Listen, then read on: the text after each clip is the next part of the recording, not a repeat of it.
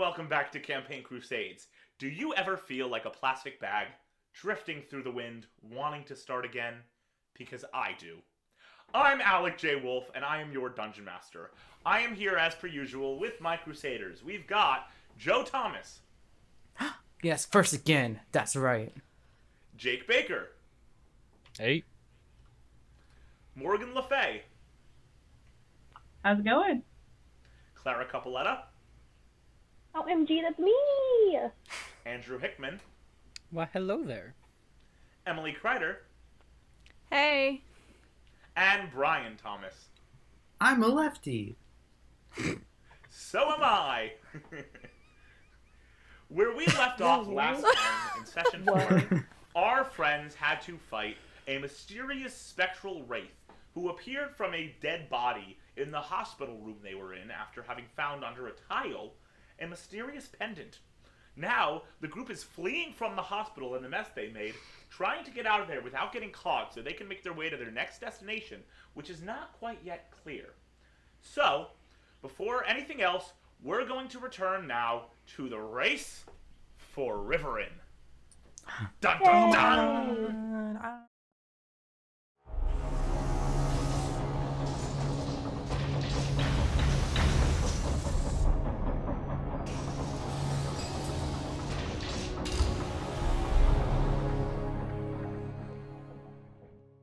So, we return to our game, where running through the hospital, we can find our friends, our motley crew of characters, who are desperately fleeing the mess that they have made of the magical curses and ailments wing. You all find yourselves running off through the hospital towards God knows where, or God's nowhere. It's a very poly... A pantheon? It's a very polypantheonic world, or whatever we want to call it. What exactly are you guys doing as you are all fleeing? Well, Kai is struggling to run because I am exhausted at level 2 and my move speed is halved. Adira is also struggling because Ditto. I'm holding Adira's hand as we run. My mom is like dragging me along. I'll throw Kai's arm over my shoulder and kind of help him along. Oh my god, thank you. Ah. I'm making sure I've got Ren and Coco with me. The kids. I'm sitting on Ren's shoulder. So you all are running along, making... What was that?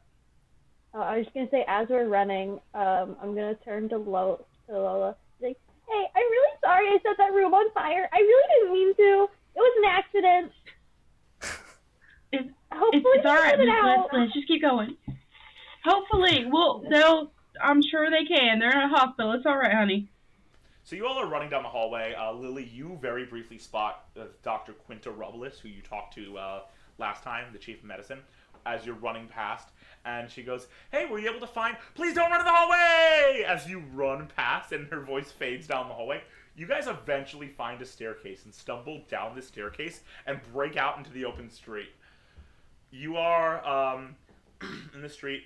It was sundown when you guys arrived at the hospital. It is now midday. The sun is in the center of the sky. It seemed like you were only there for maybe a minute in that room. I'm gonna point at the sun.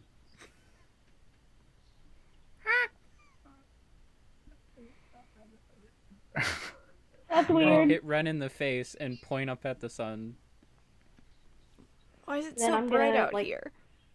Tap Lola and point at the sun, too. That sun's not supposed to be that high. The sun's supposed to be lower. Would our resident chronomancer please give me an arcana check? Oh, yeah, isn't chronomancy, time related? That's a dirty 20. Yeah. Ooh. So you know enough chronomancy with your studies to be able to identify chronomancy magic. There is residue chronomancy on you all, it seems, from that room.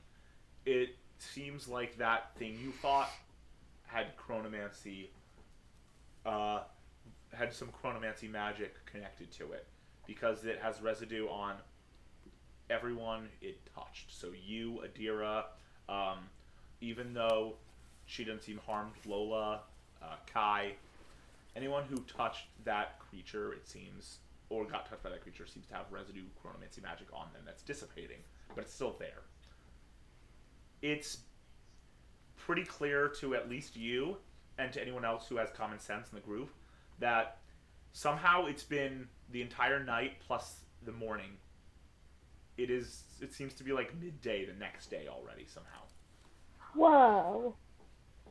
Oh shoot. Something's not right here. We should find or go back to the hotel and figure this out.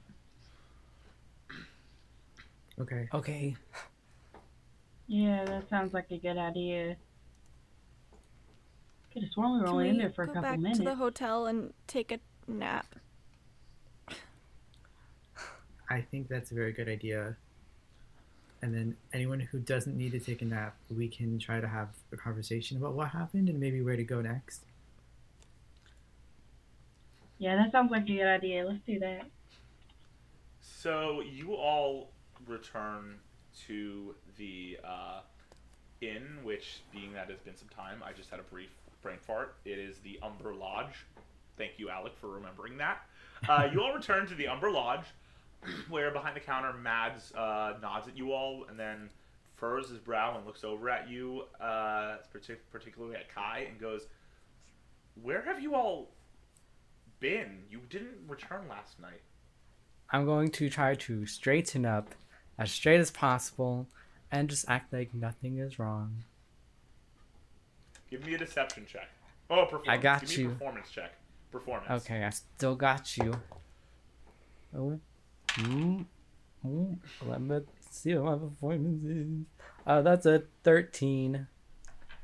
He does not seem to notice at all that you are seriously hurt or have your life force drained, and he just continues to look at you confused and is like, "Are you all okay? Like, you weren't back last night." Yeah, we're fine. Okay then. And he goes back to typing something on the scrying tablet on the desk. Well, Kai is then going to go straight up to the room. Just Cool. Yeah, I will say, even if you fall asleep right away, please do not make your rest yet. I do not believe we have determined the length that this rest will be based on what your group does just yet. Got you. You said what time of the day was it? Midday? It is about midday. So, show of hands, who is immediately going to the room and falling asleep? Well, I was going to, but if it's not going to be a long rest, I think I'll stay up. Kai's at least going to the room. It could be a long rest, it could be a short rest. It depends on what your group does. Alright, I think at first, Adira, I wanted to go to sleep, but I also want to talk about everything that happened, so I'm going to force myself to stay awake. Cool. So, Kai, you head up to the room, and you conk out right away. The rest of you, where do you go? Do you go to one of your all of your rooms, or do you stay in the lobby?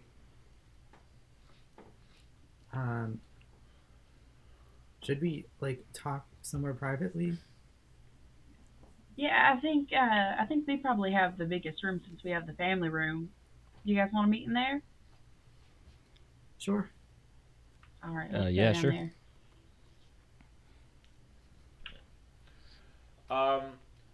So you all head to Lola and Ren and Coco's room, and you all sit down on the bed, chair, wherever, and you can get underway with this conversation. It has been a good 18 hours. It has been a good 18 hours. So you all know your time right now without doing anything is kind of limited. based on that information, you've lost more time than you probably would like. So it's up to you all. Like, it's up to you what each of you has that thought in your mind about what should I bring up now, what should I wait until later to bring up, maybe while traveling or something. The floor is yours. Although I would say, wait a second for Jake to come back. The floor is yours. Rin is literally sitting on the floor. The floor is The floor Ren's. is his. Yep, the floor is Ren's.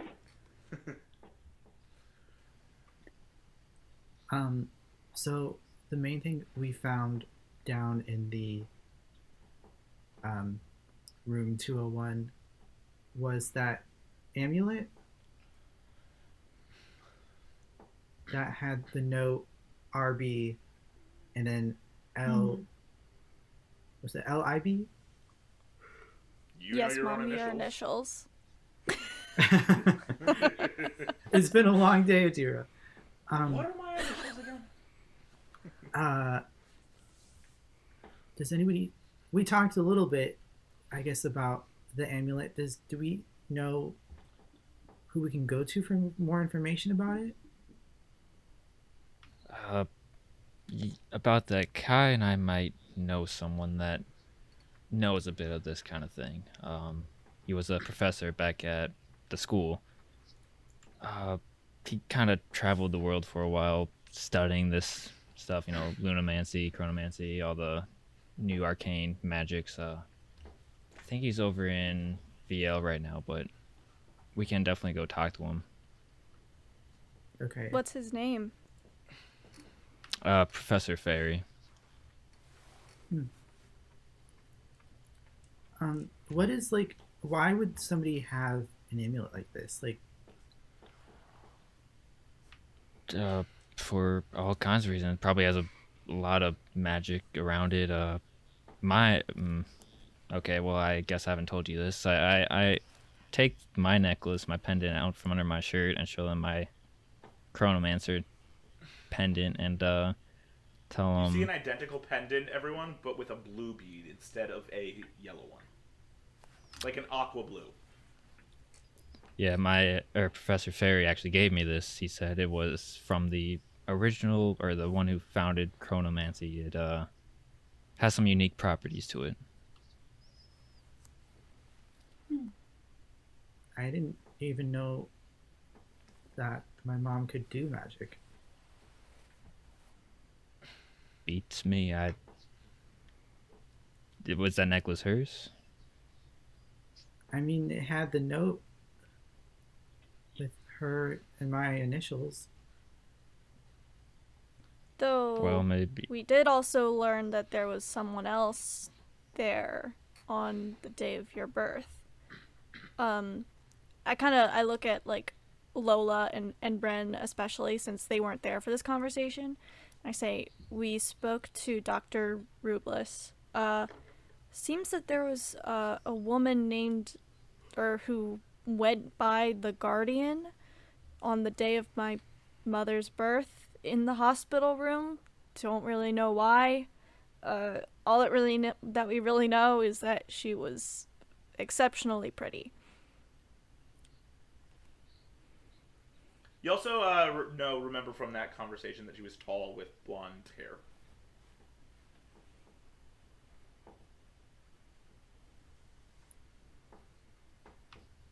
Oh, What is lunamancy?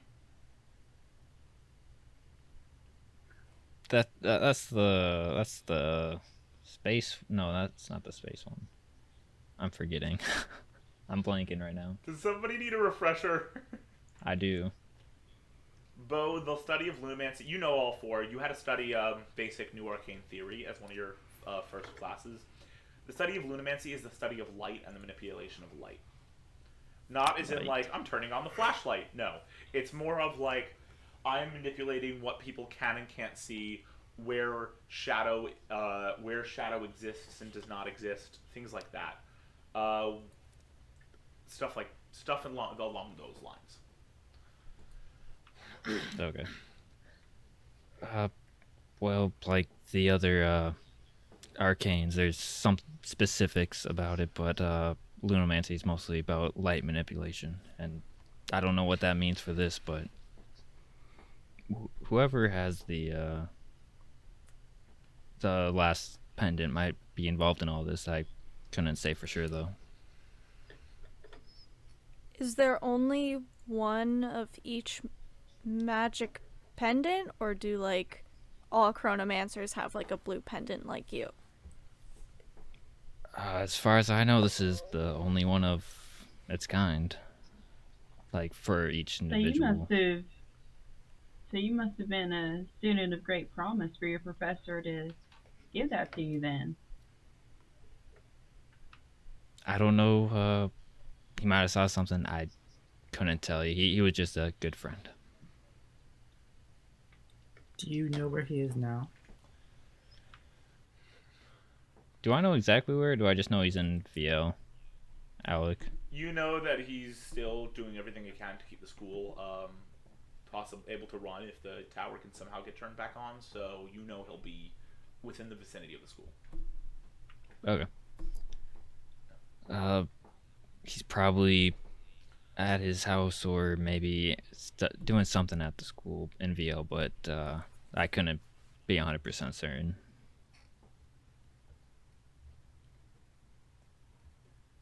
He's really my only lead on any of this, so. I think he might be our next move.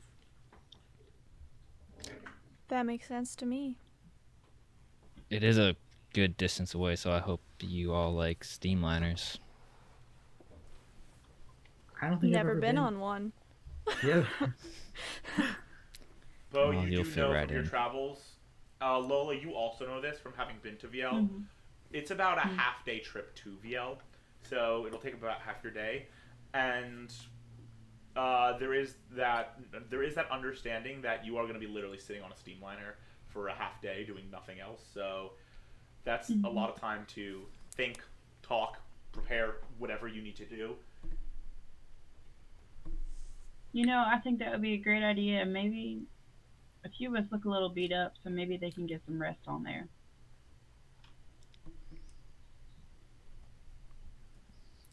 Yeah. If it's midday now, could there be any steamliners leaving soon? We get one now, spend the rest of the day traveling? You one way to find that out. you do know, Lola and Bo, that you could leave nowish. It would not give any time in order to get there. Like at a feasible hour, it would not leave pretty much any time for Adira or Kai or anyone to rest unless they slept the entire steamliner trip. But you also know that there are steamliner. But you know that the steamliner options are either leave now and get there at a reasonable hour, or probably leave in the early morning.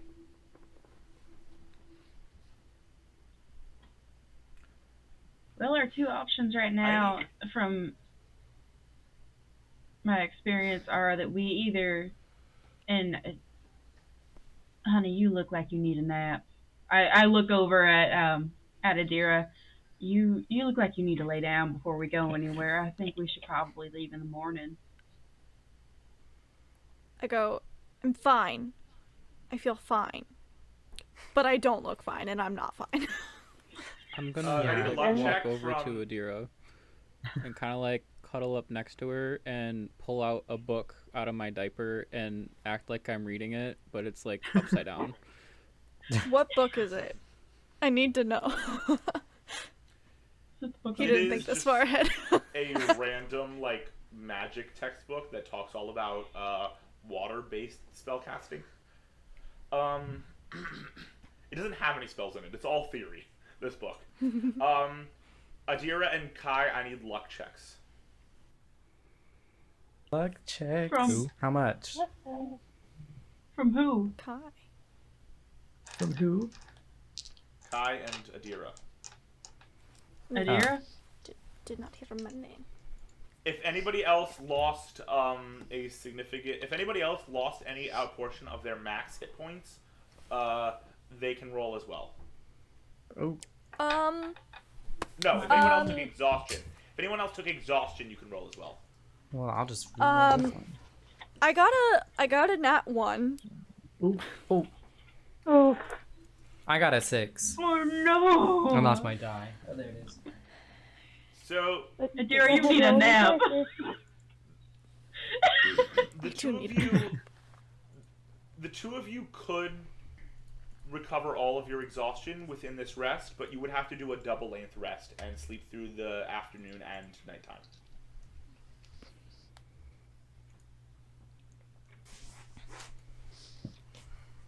With that luck check, you can't do more than that. You can't get full exhaustion within one rest.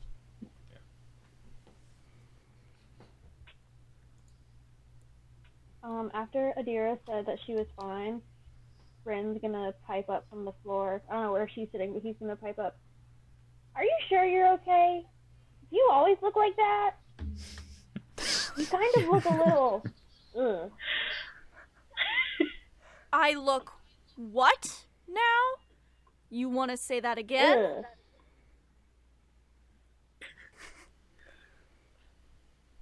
I mean, tired. you have a point, honey. A nap. Okay? You do look very tired. Screw you all and screw those shadow people. I think the best plan would be for us to get, for as many of us to get as best of a rest as possible, and try to leave in the morning. We might not all be at 100%, but I don't think we're gonna run into another fight there. So we'll probably have the night after to also catch up.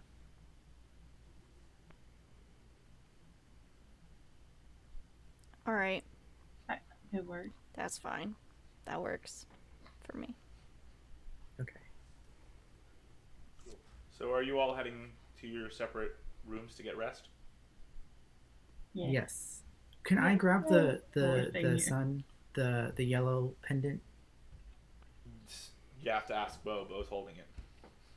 Bo, Yeah. can I see that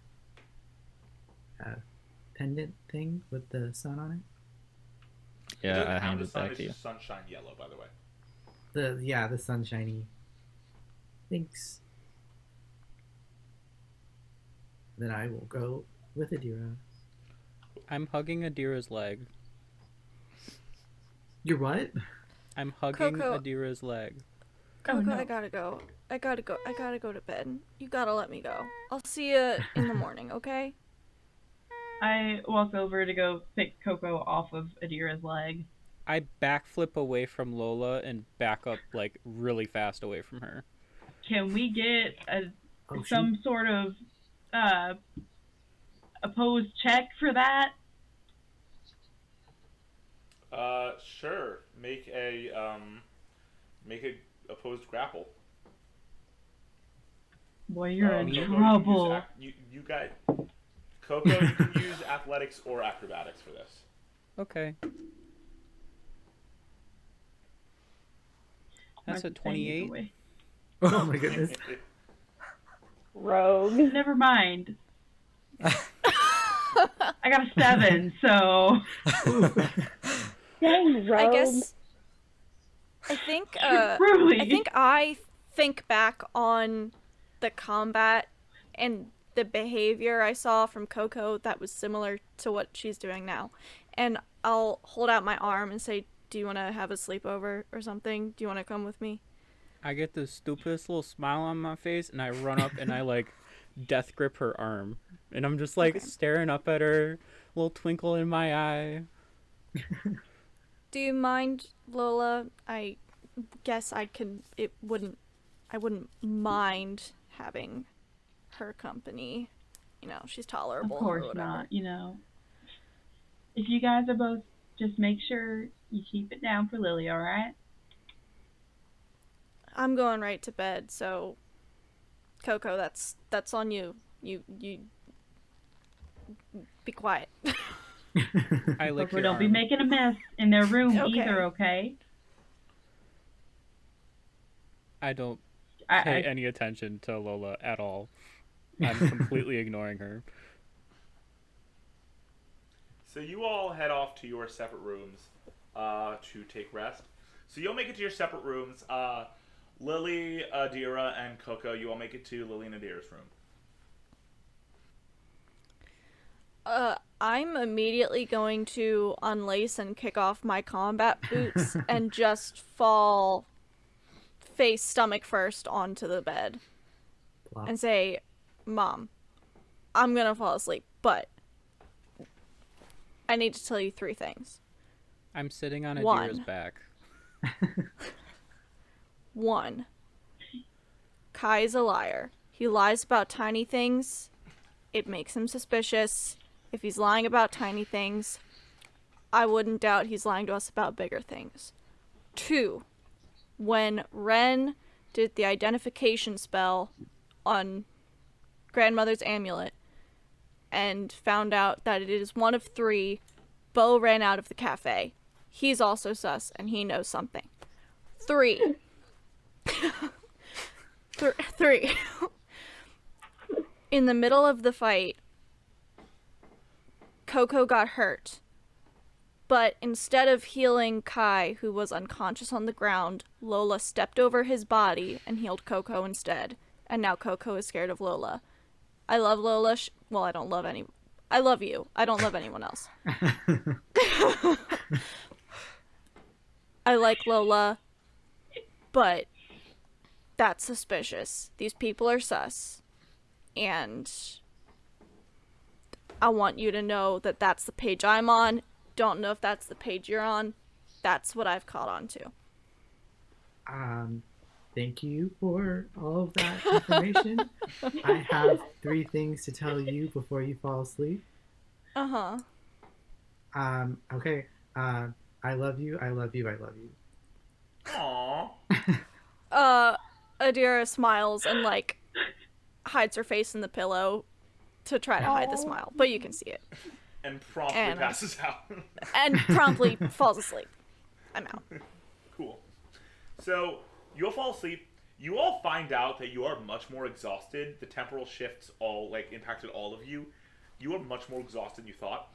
Every one of you winds up sleeping through the evening and the nighttime except for Lola, who after about 6 hours wakes up refreshed. Nice. Man, Oh, You can choose I just to wake up stay in the to room see and then... Ren is still passed out. You can choose to stay asleep in the room if you want, or you can go do something. It's up to you. You don't need to do anything. What time of day is it? At this point, it Favorite is question. about just after sunset. Just after sunset? Yeah, like the Okay, beginning of the wait. evening portion. It was midday. It was And midday. 6 hours later. And then yeah, we six- go down, and it's like that part of the day. Yeah, it's like just after Okay. sunset because Same everyone's been thing. sleeping since like midnight. I mean midday.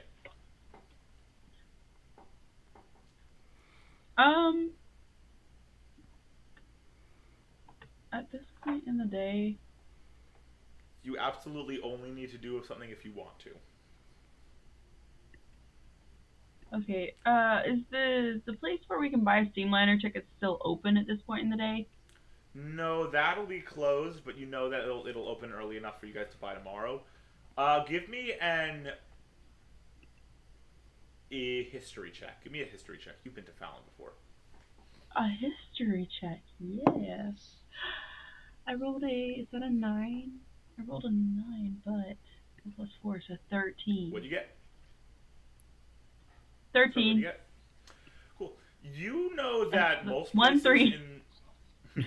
you know most places will be closed, but you do know that the mall usually stays open late, so the mall is probably still open if you wanted to get out and do something. You know, I think I'm just gonna go out, maybe get a little bit of fresh air real quick before we leave to go, because I feel like this place, everything that's happening is about to get very serious. So I'm gonna take a little bit of alone time because as a single mother, I don't get very much alone time. Heard on that. So you head out and you head to the mall. The mall is a large 3-story building with like a lot of open spaces and balconies and walkways that look below to other floors and above to other floors. Towards one side of the mall, there is a massive arena that is where the local mage ball team plays. There's a lot of stores and restaurants that line the thing. Some are closed, some are open. It's still kind of bustling. Is there any type of store you're looking for in particular?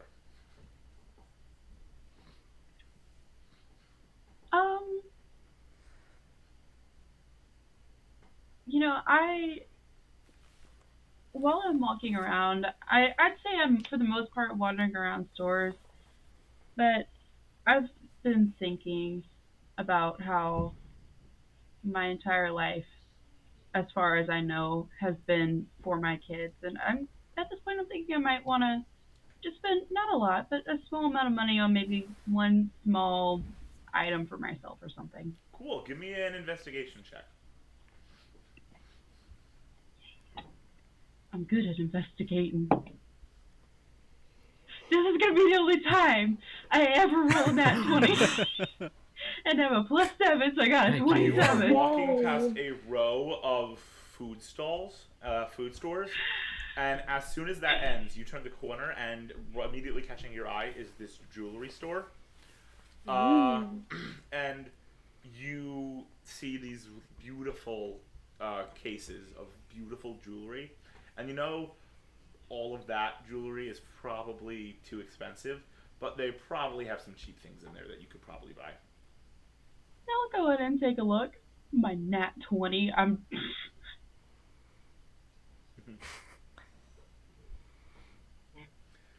I will say this was the worst time to roll a nat 20. I know. This is the worst possible time to roll a nat 20, but I got it. You walk in, and a woman behind the counter looks at you and goes, "Hi, how can I help you?"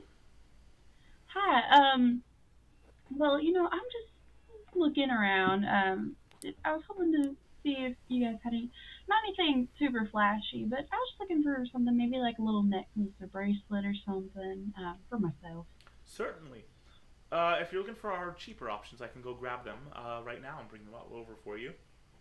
Yeah, that'd be great. She walks over to a case, opens it, and takes out like a little unit, closes it, and brings the unit to you. You see a few bracelets, a few earrings, a few necklaces. You see a little glint from one, and it catches your eye. On that nat 20, you see this small necklace, a small pendant, almost like a clockwork pendant with a crescent moon on it. Oh. How much is that one right there? And I point at it. This is not our most expensive. It is 30 gold. You know what? I'll take it. Certainly. Would you like me to wrap it up, or will you be wearing it out? I'll wear it out. Wonderful. She takes it, puts it aside, closes the box, puts it away, and comes back and takes the money and does an exchange. And you are now the proud owner of a brand new necklace. Yay. I'm the proud not owner of 30 gold. It doesn't have any magical properties. You know this. It's not from their magical section, but it's still nice. It's still very beautiful. Alright, well. I've never bought anything for myself before. Have you bought anything for yourself before? All the time. It's my way of decompressing after a long day. It's a weird feeling. Well, you have a good day. I'm going to go back to my hotel now. You too. You have a wonderful evening. And you can hear as you walk out her going, "Hotel, damn, I could have upsold her."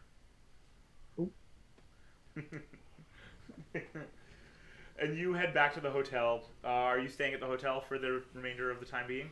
Yeah, I think I've done enough spending for the time being. Cool. Cool. So, it is at It is early morning when you all finally wake up. You can all take a long rest. You can remove all your exhaustion, those who have it, because you took a double rest. You all wake up in the late early morning. Sun is rising. And you know it is time to head out to VL via Steamliner.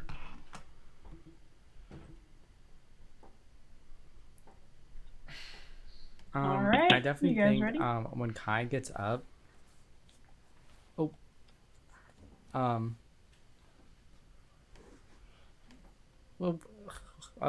where are we going? That's right. I forgot you were already asleep. We're going to see Professor Fairy, Kai. See if he knows anything about that pendant. Yeah, I mean that would make sense. How if we're getting there? That's kind of a long distance. I just paused for a second. We're taking a steamliner. I'm sorry, but it's gonna be the fastest way. What? Kai, you also know that the only physical way to get to VL is by Steamliner. It is literally a floating city. It is literally a city that floats in the sky above a swamp. You can only get there by taking a Steamliner. I don't want to spend another day in those death traps. You don't like steamliners? They're still in their No. room. Oh, I thought we were all together. It's only half day travel. It maybe one of the magic users could give you something to maybe calm your nerves. I don't know if they got that kind of magic, but I'm gonna need something really heavy. we'll figure something out, Kai. Kai's gonna need like 3 doses of calm emotion.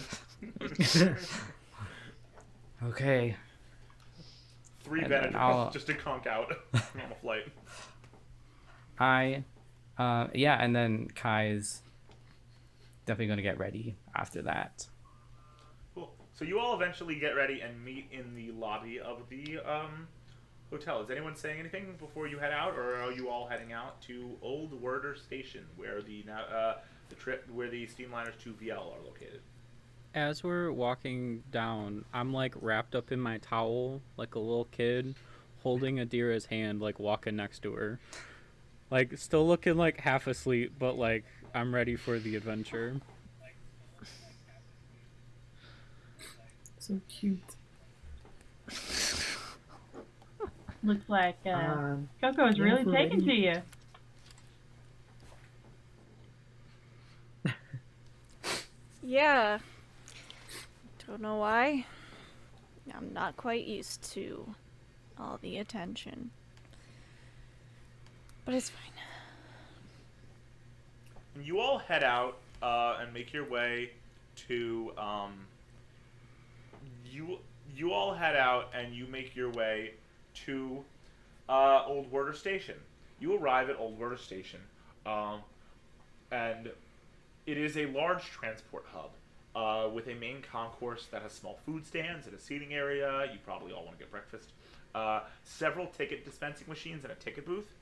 And is this tall, domed concourse with a floor of red and white marble tiles, and there are 4 large double doors that have signs above them saying destinations and their departure times. You also see a set of golden signs between the middle 2 doors that has the full day's departures and arrivals, and you see that in about 25 minutes there is a steamliner that will depart from Concourse 1 to VL.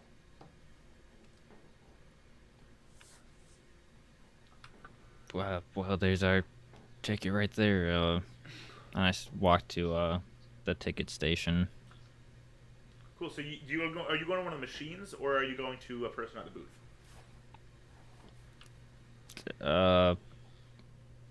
The machine, probably. Cool. So you head to the machine. It has the list of destinations. The only destinations from Old Werder Station are VL and Ranafal. And then for a trip to VL, you know it says it is 20 gold for children, 35 for adult. Animal companions are free unless they take up their own seed, in which case it is the children's cost. All right. How many of us are there?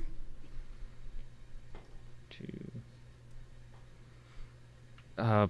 Lola, do you think Coco's gonna be sitting on your lap, or does Coco need her own seat? Oh, Coco doesn't need her own seat. She'll be on somebody's lap, I'm sure. Said 35 for the adult. Yeah, 35 for adult. I can't math. That's None of what, us can 180 math. So that is, gold total. 70, 85, 100. 105 for the adult. That's so much. 105 for the adults. But there's 4 adults, so it's only going to be 20 coming from the 5s. So 30 plus 30. Oh shit, there are 5 adults. 4 adults. Right. 4 adults. So it's 100. No. For D&D players, we're really bad. 30, 60, 90, 120. It's 140 140 for the adults. 70 Yeah. twice. Okay, it's 140 for the adults plus 20 for the kids, so it's going to be 180. I was Total. correct. It's going to be 180 total. 180 total for all of you. If you don't pay for Stay in for school, Coco. kids. D&D is about math. We fail. I'll We have throw. failed. There's a reason we're not I'll throw math 180 majors into the here. machine. Cool. So you pay for the tickets, and after about 10 minutes, it says that that the steamliner on Concourse 1 is ready for boarding.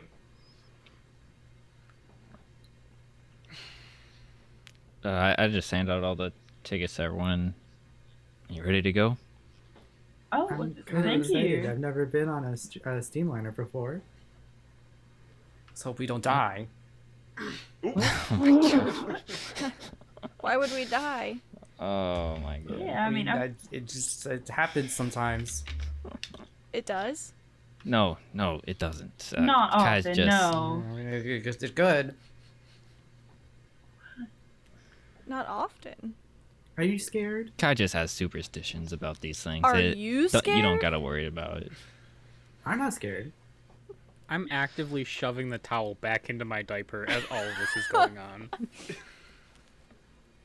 So you guys are having this conversation as you're walking towards the double doors to Concourse 1. There are these large brass doors with these huge brass gears on them.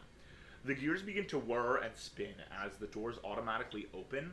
They automatically open in front of you, letting arriving passengers onto the concourse. It takes about 4 minutes for them to get out, and then the passageway clears, and you and the Can I other departing pickpocket groups one of the departing passengers? Oh make my a goodness. stealth check. Can I try to grapple Coco so she doesn't? Perception check. Make a perception check. Okay. Oh, no. All right. That's a dirty 20. Oh, God. Okay. All right. Perception. Oh, it's a 19. Oh. So close. So this person got a nat 19, but they are a commoner, so they don't have any modifier. So Coco, you managed to nab a house key from this guy's pocket.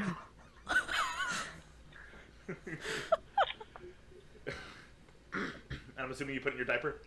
Yeah. So the doors open, these groups leave, you guys start heading in through the double doors, and you enter a thin hallway, and on the far end there's a magical barrier. And every one of you, as you're holding your ticket, the barrier seems to let you through. There is a brief pause. The barrier, for a brief second, refuses to let Coco through, and then detects Coco is with Adira, and that this is an animal, not a person, and it lets Coco through. It appears that barrier was designed to make sure the only people who come through have their tickets. And you get to the barrier, and you find yourself on a large docking bay ledge over the side of the, like, as I've said, Fallon's a tiered city. So over the tiered edge of the plateau Well, it's not really a plateau. The tiers come out of a mountain. But the docking bay is over that tier with the steamliner next to the docking bay floating in air.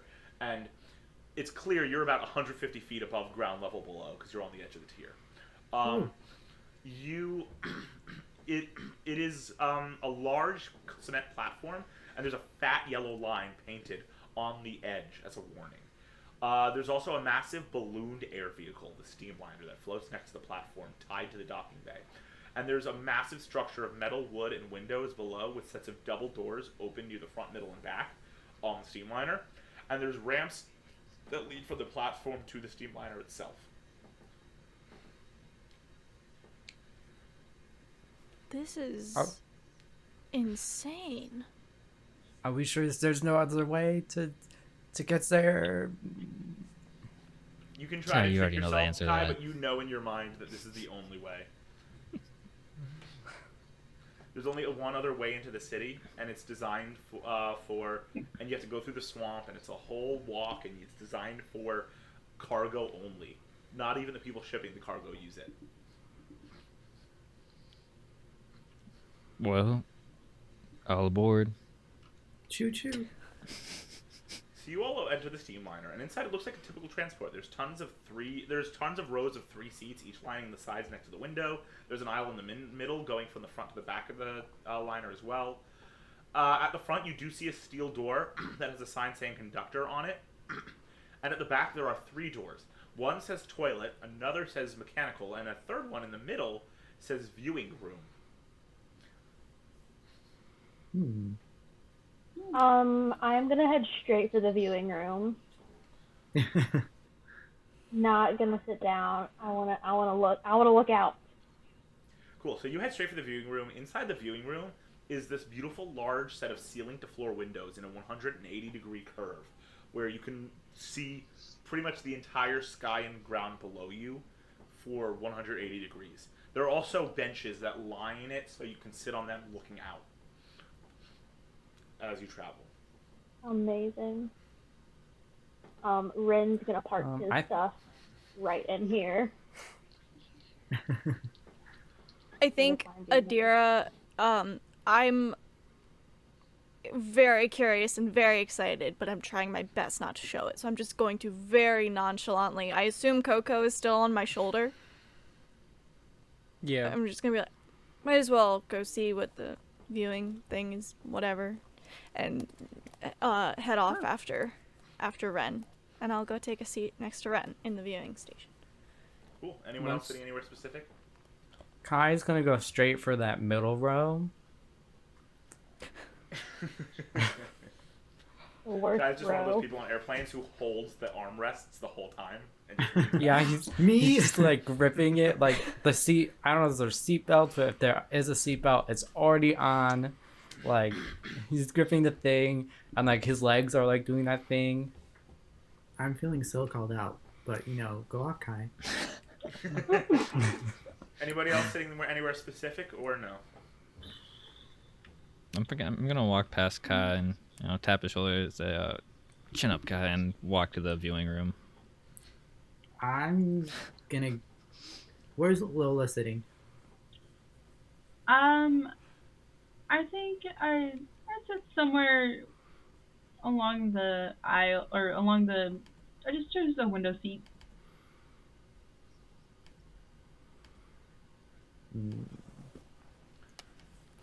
I think I'm gonna sit next to Lola. Okay. Hi. Team Mom. How's it going? So you all take your seats, and after about... I'm excited. Yeah, have you ever been on one of these before? So you all take your seats. As you guys start your conversation, after about a few minutes, the thing starts to leave. I'll let you continue that conversation in a minute. The steamliner begins to leave, and you see Fallon start to disappear in the distance as you see farmland behind you, for those of you in the viewing room, which turns into a giant river, which eventually turns into these plains, and you are on your way to Viel. It is about a half-day trip. We're going to return now to Lola and Lily, who were just interrupted by the Dungeon Master. Yeah, this is my first time. You're not Seems afraid to pretty hide cool. like that guy, are you? And I point back towards Kai.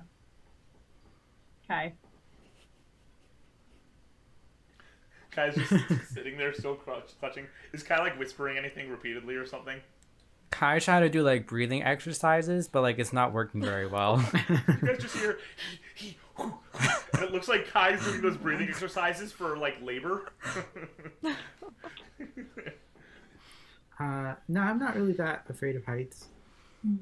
Well, that's a good thing. And I mean, and I gesture to the window. It's a beautiful view.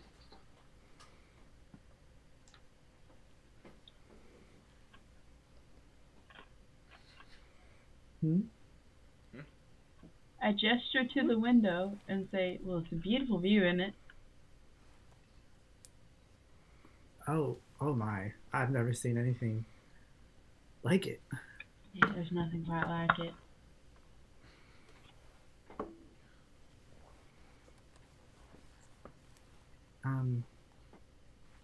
How have you been since yesterday? Fine, why do you ask? I just noticed that Coco seems to be kind of like running away from you recently. You know, I think she just needs a little bit of space. I mean, everyone needs a little space from their parents every now and again. Reminds me of a few days ago when Adira and I had a fight and we were kind of, you know. It kind of, you know? Yeah, you know, Yeah. I mean, you know how it is as a parent when you get in a fight with your child and then neither of you really want to see the other one for a little while, but he'll work out. Oh, yeah, of course it will. It always does, doesn't it? Mm-hmm.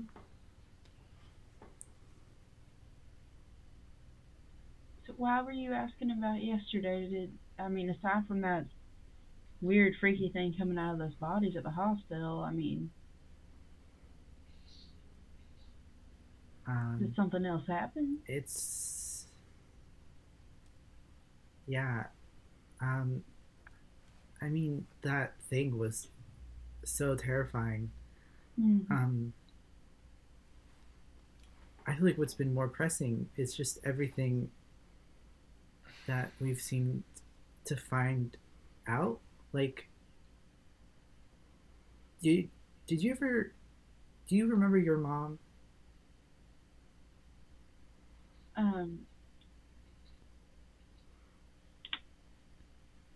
I looked down and looked back up. My mom? Yeah.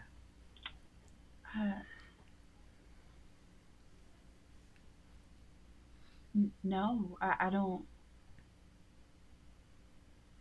I don't remember. I already told you my first memory was the junkyard with Ren. I don't remember anything from before That's then. right. Well, what do you think happened? If I can ask. Well, I grab my wrist and turn it to you. This is pretty much all I've got to go on for my past. My name is tattooed on my wrist. Just really weird, isn't it? What do I see when I look at it? How are you holding up your wrist? Like this? Like this? I'm holding it. Well, we're sitting next to each other, so I'm kind of holding it like she's on my right side, so I'm holding it so she can see it. She'd be seeing it the way that I see it. Cool. Okay. Make a perception check. Okay. More like an observation check, but it would be the same thing. 10. You see the letters LOLA with no middle line through the A. The middle line through the A seems to actually be between the second L and the A, instead of in the A. Lola. Wow. Yeah. That's all I've got to go on from my past. So, I don't know. Maybe perhaps Doctor. Was it Doctor Fairy? Is he a doctor? Oh, I'm not Title really wise? sure. I thought he think was so. their professor, but I think both Maybe think that he was was a friend. I'm Professor not Fairy. really sure. Maybe we should ask. Maybe he'll know. He seems to know some magic. Maybe magic's involved. I never really thought about that. I mean, did you see how that when I was trying to cure some of the wounds yesterday, that stuff just came out of my hand. Yeah, It was weird. that. And it there's wasn't nothing. And magic? I like show my hand to Lily. I'm like, there's nothing. There's nothing on my hand. Like it's just it. I don't know. It could be magic. Yes, Yeah, it could be. I feel like I'm in maybe not such a similar boat of losing memories, but I feel like my mom's starting to be somebody that I didn't know. Yeah, you're finding out a lot about her, aren't you?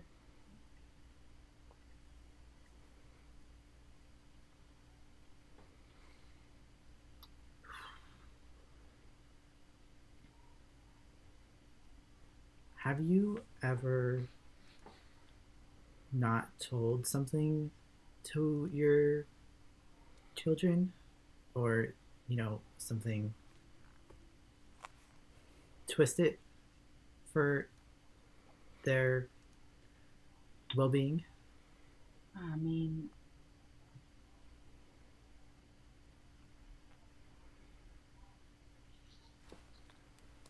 kind of think of it, not really. I'm pretty straightforward with Ren and Coco. I mean, that's why we have the relationship we do.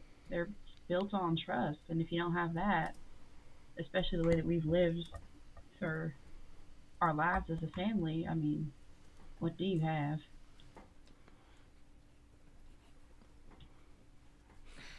Why do you ask? There's Are you something hiding something? there's something I did for my mother a long time ago, and I am regretting it now.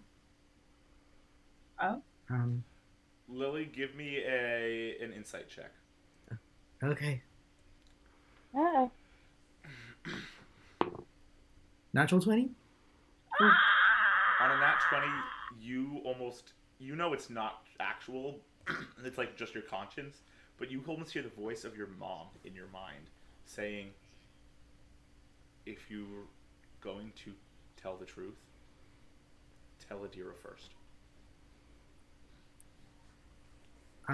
Yeah, there was something that I did for my mother, but I don't want Adira to ever look at me the same way that I'm looking at my mom now. mm-hmm. Well, Um, that's extremely vague, I'm not gonna lie. But it sounds like you need to have a sit-down conversation with Adira. I And, think so. if I were you, I might want to get that over with before we land. Because I don't know what's going to be waiting for us on the other side of the steamliner. Yeah, uh, I'll go see how she's doing, and then,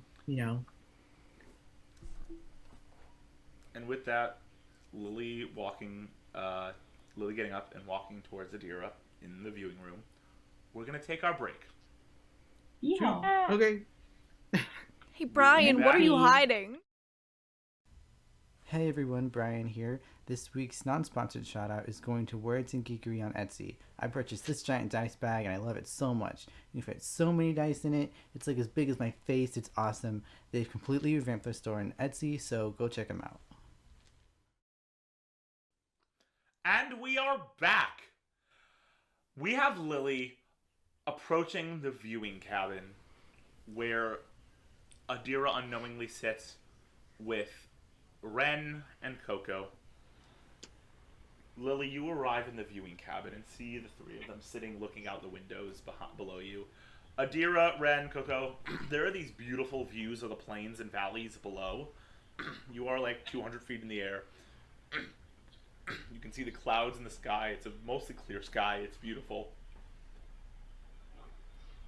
My face is like smushed up against the window. I don't think I've ever been up this high, even in my raven form. This is crazy.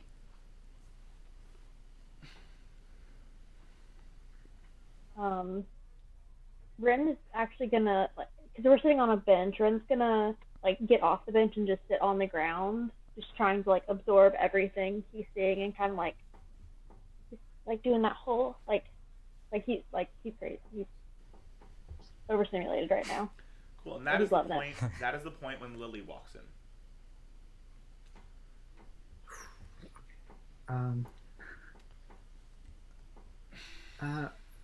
Hi. How y'all doing? I'm gonna turn around super quick and wave at her. And then smush right back up against the glass. Yep. I'm doing pretty good. Just checking things out. How are you doing? What do you think? I think this view's incredible.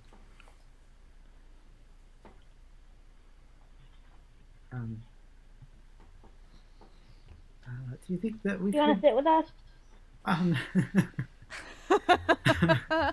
I was actually wondering if I could borrow Adira for a little bit. Oh, yeah, sure. I just want to have a small chat. Okay. Where are we having this small chat?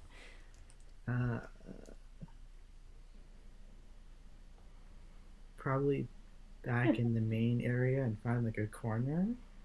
Is that kind of private? Okay. Sure, I'll follow you. Okay. Make a perception check as you walk back in, Lily. 30, 20? Dirty 20, cool. You manage to find, it's a little partially full cabin. You manage to find a secluded corner where no one will really hear you, towards the front, off to one side, that you can sit in, peacefully. Hi. Hi. What's up? Did you is this about Lola? I think I saw you go sit with her. Did you find anything out about her? Oh, we just kind of talked about, like being a parent. Right.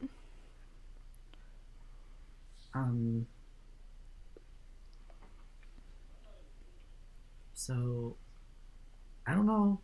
I guess we've talked about, being on this trip together.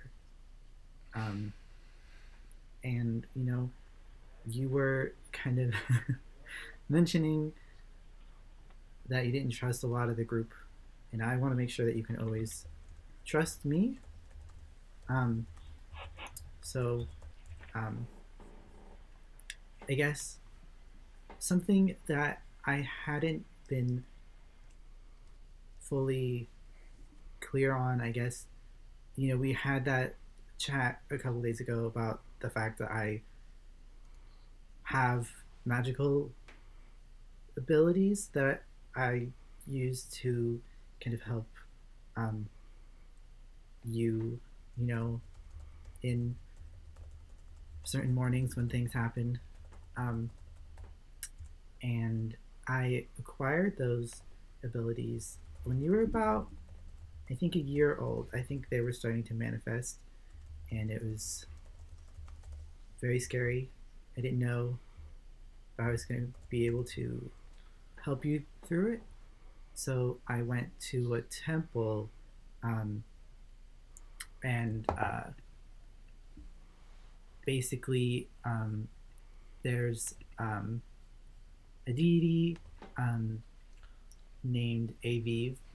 I guess they're the god of selflessness, and I prayed to them, and then they kind of showed me the ability that I could use to help you out. So your magic is from a god? Yes.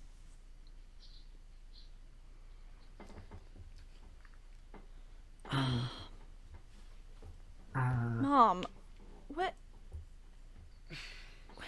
So what is he asking for in return for giving you magic? Because there's always gotta be a cost with a deity. Well, I mean, he's the god of selflessness, so I think it was. Bullshit. Bullshit. But that's, no god is selfless. That's not. There's something else.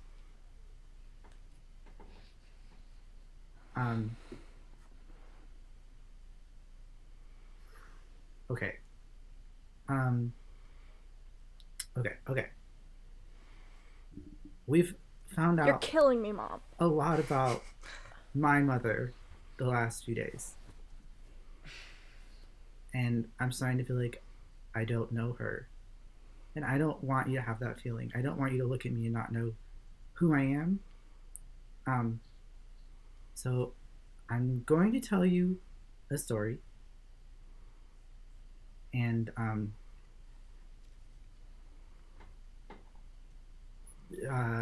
you know, we'll be on the same page. Okay. Alright. So this story is about a woman.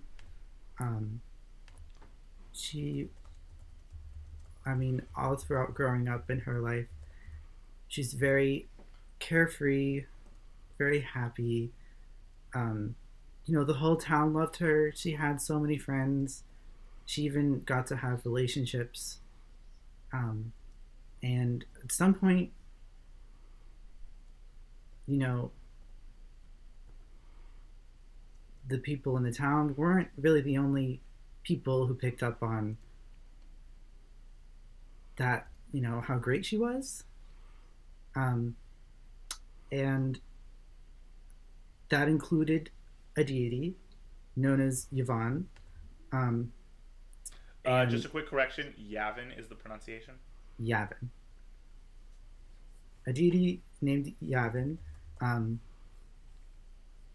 thought she was really cool and kind of decided to gift her with a child.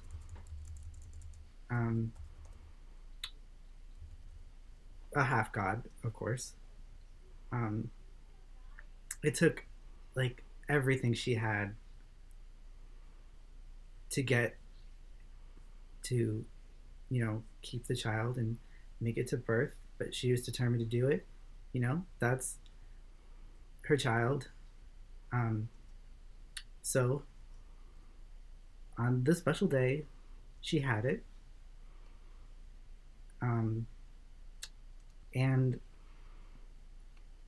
on that day, her 16-year-old daughter had to watch her mother die as her baby sister was born. And her mother's last request was to not tell her and raise her as my own.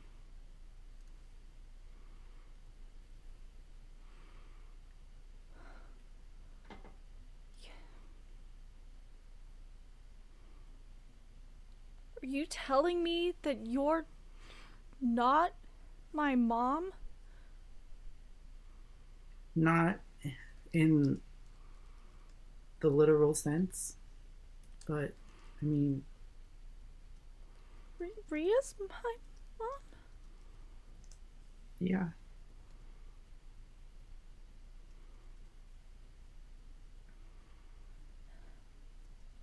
Why didn't you tell me? It was her. She literally told me as she died.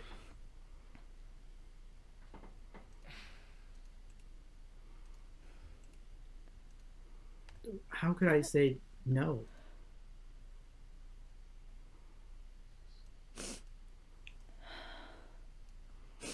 Wait. So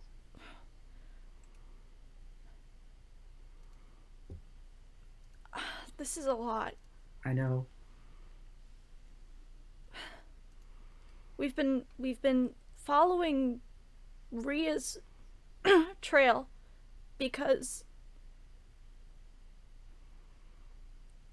so I was the baby in the letter from the tea shop owner, right? That was me. Rhea never got to live past your birth. When no human has ever survived giving birth to a half god.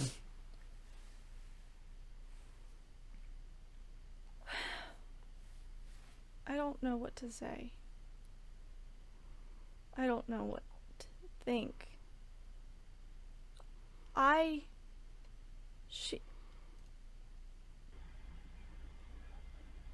She's dead because of me. It's not your fault. It is. No one's ever lived giving birth to a half god. It's because of me. You lost your sister because of me. I lost my mother. What? Where's sister? I'm sorry. I'm a little confused. Yeah.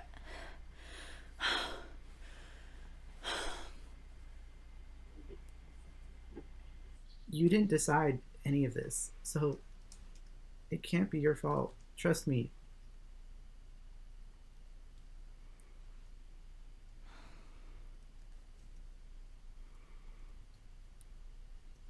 I don't.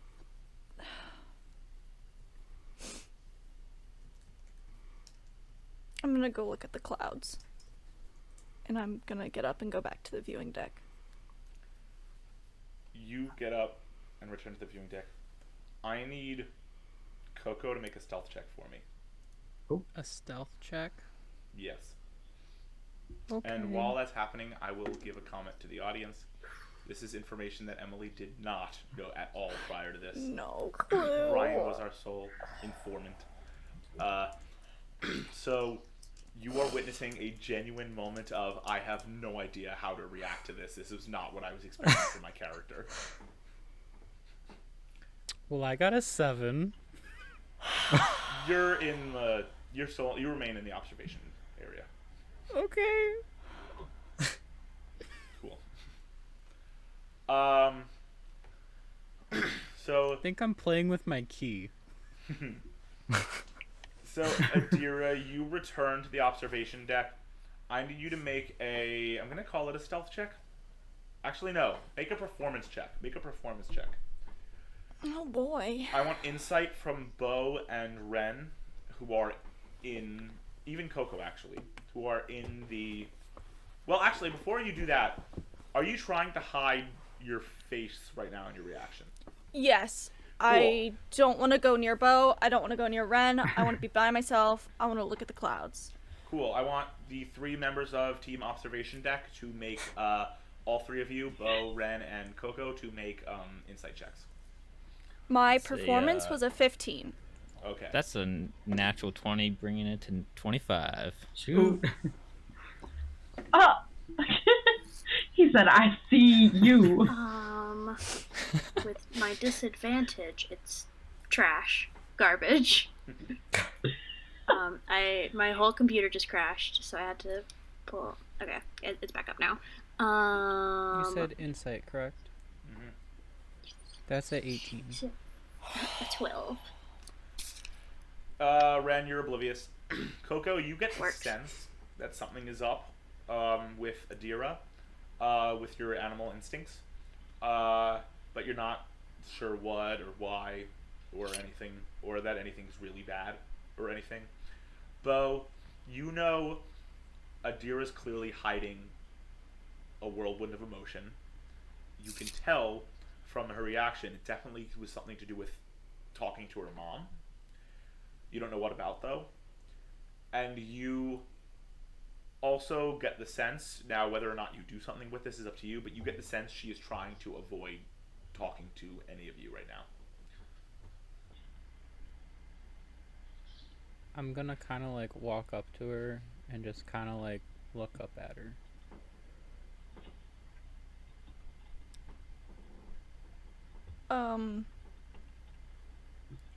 I think I'm gonna look at Coco, and like my eyes are like starting to fill with tears, and I'm gonna hold my arms out, kind of like, can I hug you? I'm gonna jump up into her arms. Adira just holds Coco and starts crying. I'm going to This time pull you out hear my it, little Ren. towel and like kind of like dry her tears with my little towel. Ren, you hear this, by the way.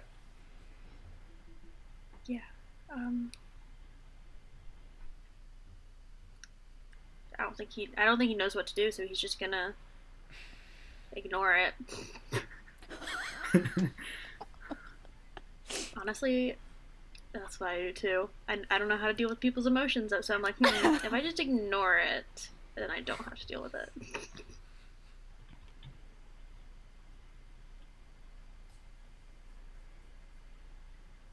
I want No, a you know what, Ren- perception check. Sorry, what? I was gonna say what Rin actually is gonna do. I changed my mind. He is going to go over, and in the most awkward way he possibly, unintentionally can, he's just gonna like kind of like pat, and just like stand diligently by her side, letting her know that like he's there for her, but like he doesn't know what to do. You feel this, like it's a stiff hand. It's like this, and it's just like Yeah. awkward pat. A little too hard to be a soft pat, but you understand what Ren's trying to do. I'm still a badass. Don't yeah, let this make definitely. me look pathetic. I'm not gonna pa- take Adira's head and touch foreheads. Bo, you are also witnessing all this from the other side of the observation deck. Yeah, I'm just watching it for right now. Watching the kids.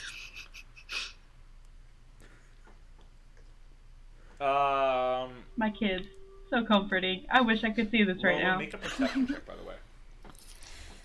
What? I'm not even in the same room, but okay. You're about to perceive something else. I have a -2 to perception, no. so Also Kai. I got a 12. Also Kai. Oh. Morgan. Yeah, I'm a mom with a -2 perception modifier, so That's a Great. dirty, nasty little 20.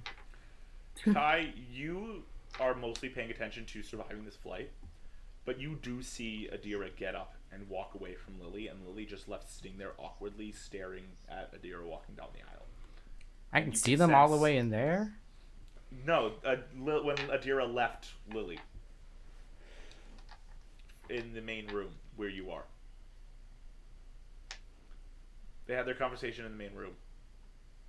And you can see Adira get up and walk back towards the observation deck while Lily is left sitting there, just awkwardly watching her daughter walk away, and you can sense something is up, something is wrong. I'm gonna put my face in my hands and start crying. You also hear Hey. that. You don't hear or see any of this, Lola. The window's kind of captivating. not even with a 12. I don't hear her Not with a crying. 12. You're on the other side of the thing. This is not. I honestly wish I wrote that.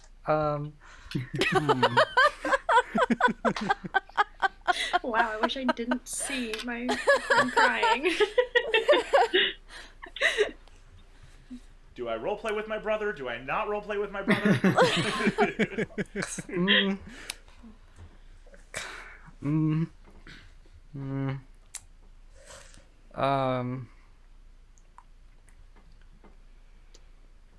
What is Kai doing, bud?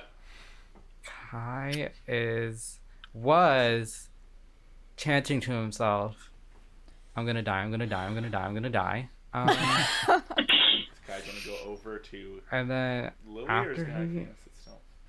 after he sees that, he's definitely very conflicted, because going up would mean undoing that little buckle, getting out of his seat, and walking on this monstrosity of an object. That's very terrifying. Love this. But he's gonna do it. He's gonna and like undo the buckle, and then gonna get up. But as he walks, he's going to like be like touching the seats, like with both hands, as he like 3 points of moves contact. across the whole thing to like move around. And then I guess there'll probably be a little gap between where the seats end and then where the middle seats end and where Lily is. And there, I think he's just kind of like walk, but like be crouched a bit, and then like kind of rush into the seat. There are just I think I got- there's- fingernail marks in every seat. Every seat you grab, there are fingernail marks remaining. He's going to keep a buffer seat It is at between the point, him and Layla. Or not Layla. Lily. Hello. It is at the point when Kai dashes into the seat where Lily is, Lola, that you notice. And see him doing that and see Lily's head in her hands. I'm presuming Kai is immediately buckled back in. Yes. Immediately he like throws himself into the seat and buckles and then takes a little breath. And he's like, You hear that breath, Lily. I don't react. Lola, are you getting up? I'm getting up and walking over Cool. calmly like a normal person. You get about, when you get about 15 seconds where it's just you, Kai. I don't know if you say anything in that time or not. Kai was thinking about it, and then he sees Lola coming, and then he's gonna breathe another sigh of relief and not say anything. But you're not getting out of that seat. You're not risking that again. Are you in the middle seat or are you on the aisle? Is there a seat between you and Lily? Yeah, It's the I left open the seat. buffer. The middle seat is the open seat. All right. So I get to the where their seats are and I tap Kai on the shoulder. Hey, I'm gonna climb over you, okay? Is that all right? Yeah. Okay, and then I'm gonna do the awkward plane shuffle, seat liner shuffle, and try to get in between So you shuffle and through. sit down. Kai's like trying not to like get in your way, and like you guys have that awkward moment. Your knees bang together very briefly. Kai, it hurts you a lot. It feels like that's not just bone or cartilage. There's something else there. Oh my god. And Your then knee made of eventually- iron.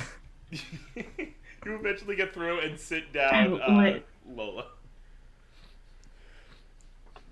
I'm gonna drape an arm over Lily and kind of like put my other arm on one of her arms and lean my face in and say, "Hey, what happened? Are you okay?" No. All right. Well, what's wrong? I told her the truth. And she didn't take it so well. How could you take it well?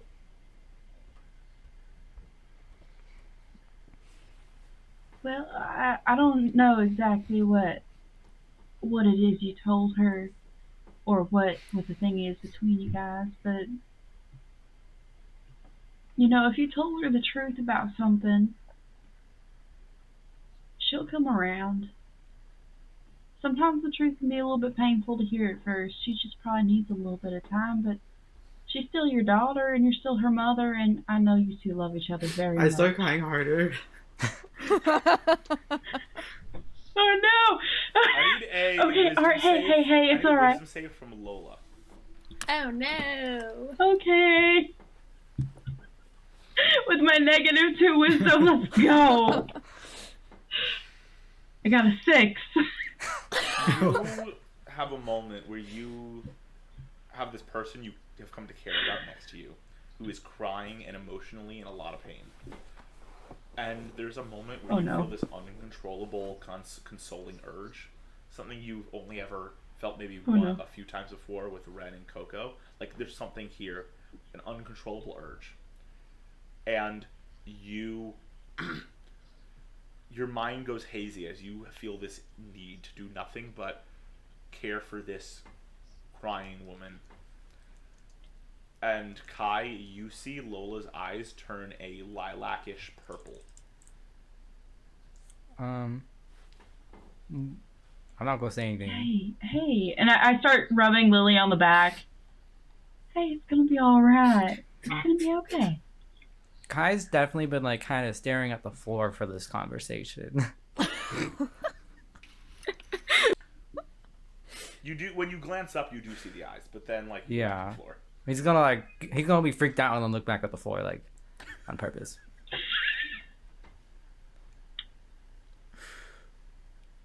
Listen, what do you need right now, huh? What do you need?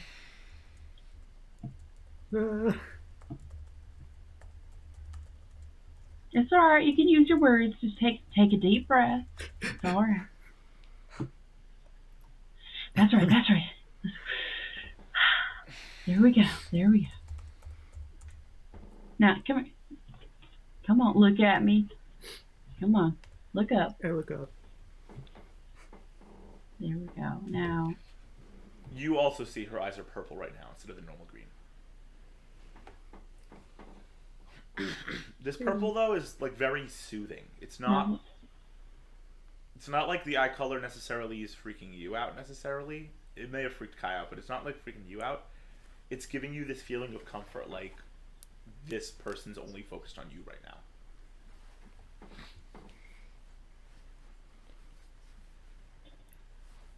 Yep. Now that you're feeling a little bit better, will you tell me what's going on? I feel like I lost her. Oh. Okay, alright. No, she's still on the ship, isn't she? Right? Well, I didn't literally lose her, but... No, I know, honey. It's alright.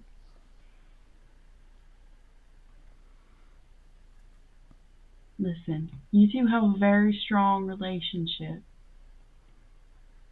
I'm sure it'll take far more than whatever it is you told her to break that. She just needs a little bit of time.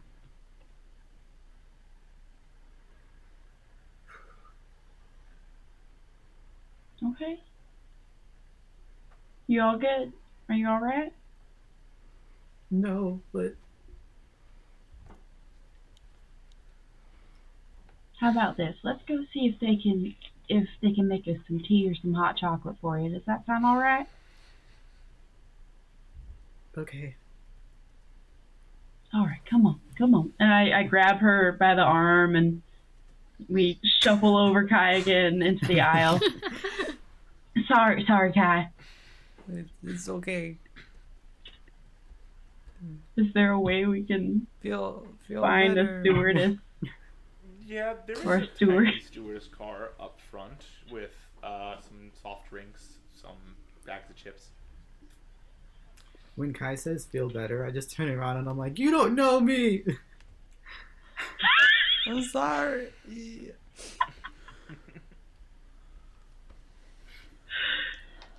So we're walking up there. Cool. You make it to the front, and the stewardess looks at you and goes, "Hi, how can I help you?" And she's like being friendly. She has no idea what you just went through.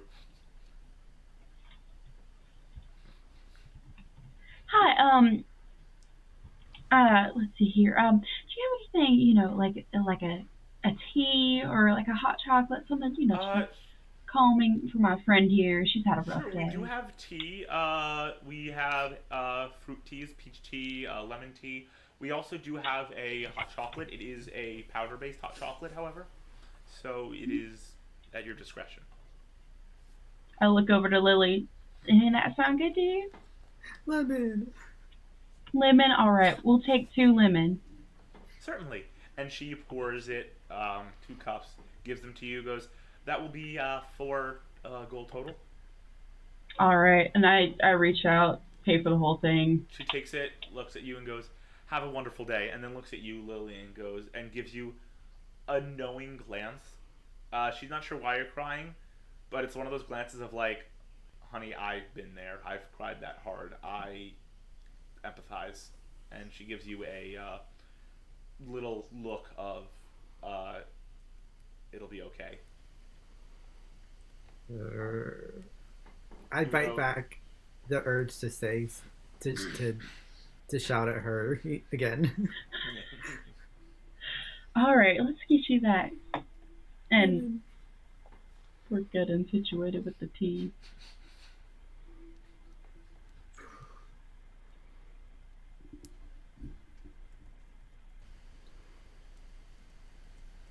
I'll just sit and sip at my lemon tea.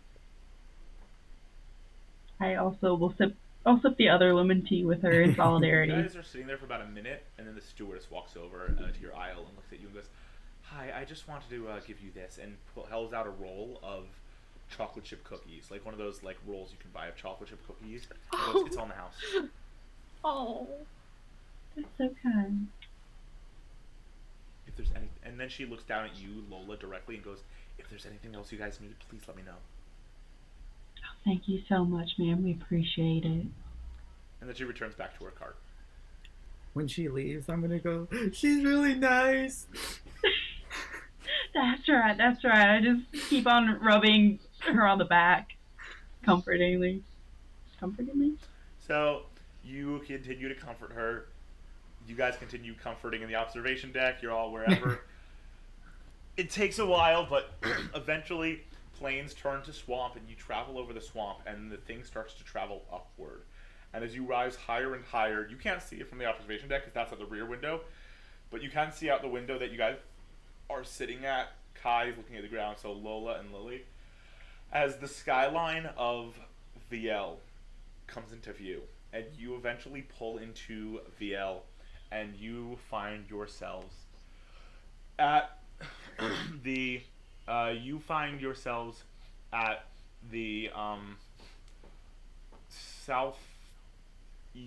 southwestern end of the city, as you all make it to docking bay in Sunrise Station, one of the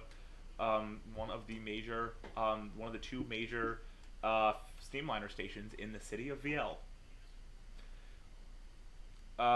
You all eventually get off the steamliner and you all reconvene on the platform. Is there anyone standing between anyone or with anyone particular at this moment? I'm still with Adira. Ren is probably standing next to Lola. Kai's probably gonna go stand next to Bo and just like, Kai doesn't know what's going on. Kai's face is just kind of like, it's like relieved, but also like not at the same time. You all know that Ren has vibrant red hair, but Adira and Lily both have faces that are right now even redder. The second I see Adira, I'm gonna try to actually cast calm emotions on myself to not have her see me that way. Cool. I don't think I really know what to do with myself. I can't bring myself to say or barely even look at Lily. I don't trust Lola. I don't trust Bo and Kai. Adira has never felt so lonely in her entire life. So she's gonna stand by herself. And I don't know if Coco is still on her shoulder, but Yeah. Do I notice that? Because Ren would definitely go. Okay, Ren's gonna. I assume he was probably holding Lola's hand. He's gonna like squeeze her hand and then walk over and just stand next to Adira, not saying anything. Just again, like, I got you. Adira will I'll glance at Ren and I see you, thank you. So, Your presence is accepted. what y'all doing? Kai's gonna awkwardly clear his throat to because everyone's being quiet, and he's like, so is it off to see Professor Ferry now? Right. Yeah. Let's I guess check the school first. Okay, follow us. Sounds good. You boys lead the way. So you all leave the station and make your way down the neighborhood of Sunrise Manor, and you all travel for about a half hour down several city blocks, and you eventually make it to this beautiful-looking school, this academy. This is a very interesting city. When you guys passed the edges, you guys can see down below, at all the stuff below you. There's swamplands as far as the eye can see, but it is beautiful. And you all walk through the streets. It is interesting. It's skyscrapers on top of this massive wooden platform on top of this chunk of earth that came out of the ground that is being held up by propulsion of some kind, steam propulsion or something. And you travel for about a half hour before making it to the Larkstone Academy of the Arcane. You arrive at this tall building, almost like a clock tower. And on the top of it, of the doorway, it says Chronomantis, Echomantis, Lunamantis, Planomantis. And it appears to be the main administration building.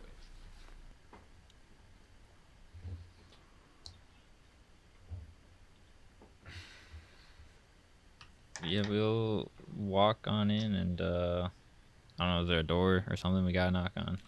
So you walk in, you walk up a flight of stairs. You do see a janitor in the halls cleaning it.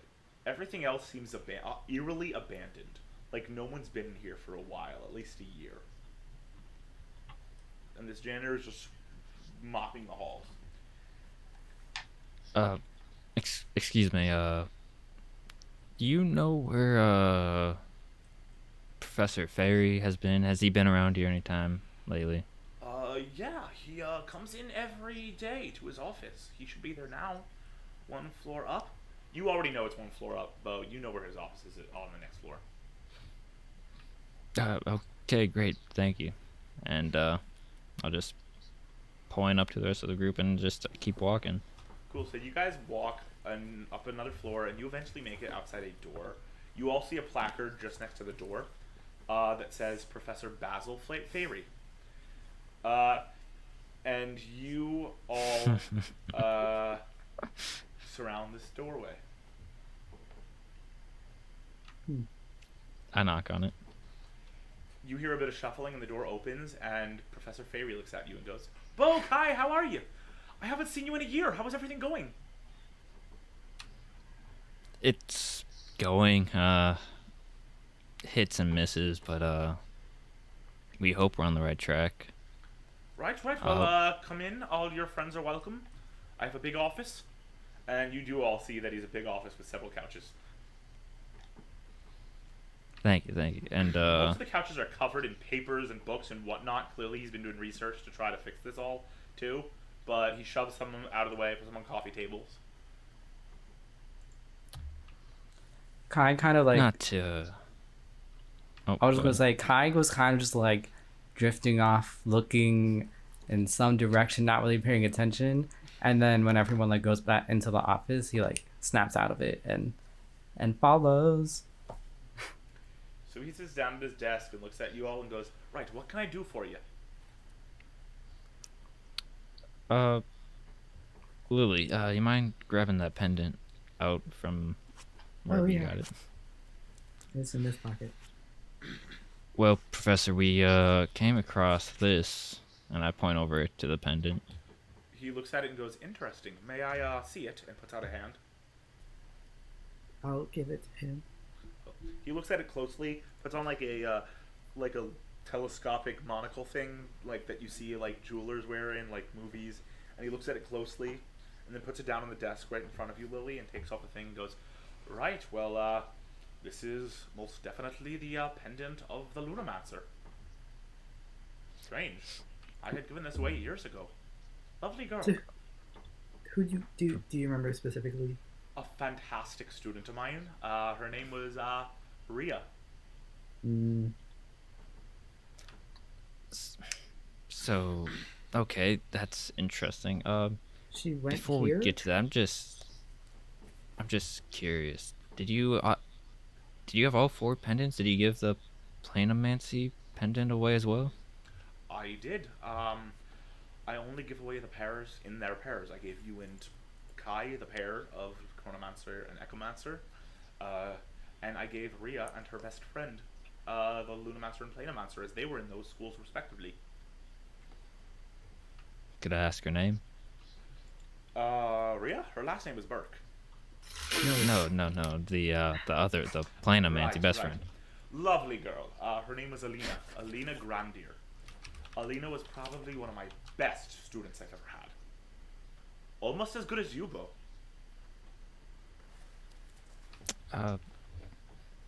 Interesting. Can't be that good. He can barely hold himself up in a fight.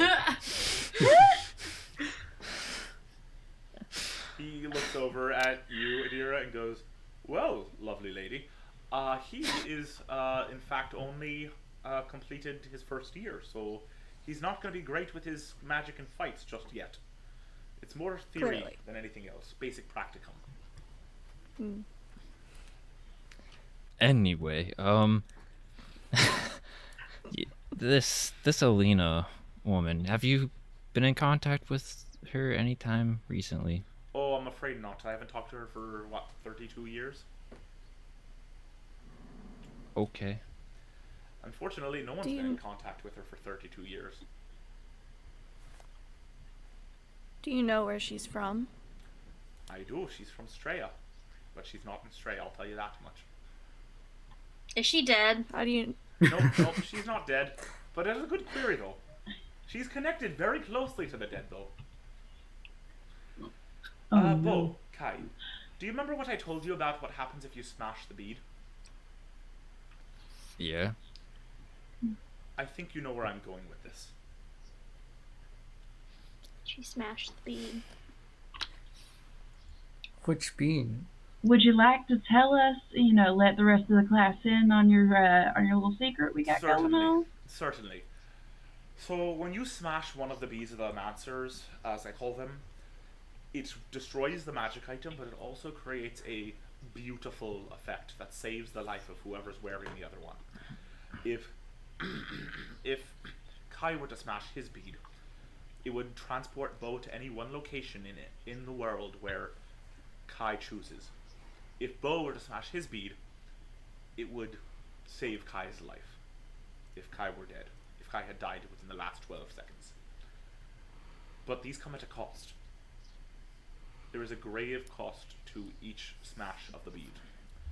I do not know for sure what the cost is for these two, as the beads have never been smashed. I do not know what the cost is for the Lunamancer bead. But I can tell you what happened to poor Alina. She smashed the bead to save Ria's life. Ria's life was saved that day. I was there when it happened. And Ria has never forgotten that moment since. I mean, of course, Ria is no longer with us, but she never forgot to the day she died. I know that much. When Alina smashed her bead, it was the bead of the Planomancer. She was immediately transported to another plane. And her punishment is she can never leave that plane, by magical or non-magical means, for as long as she lives. Fortunately, I know where she is. But I will tell you right now, it is very dangerous to travel there living, so... Dark Void. Yes. She is the only living soul in Dark Void to this day.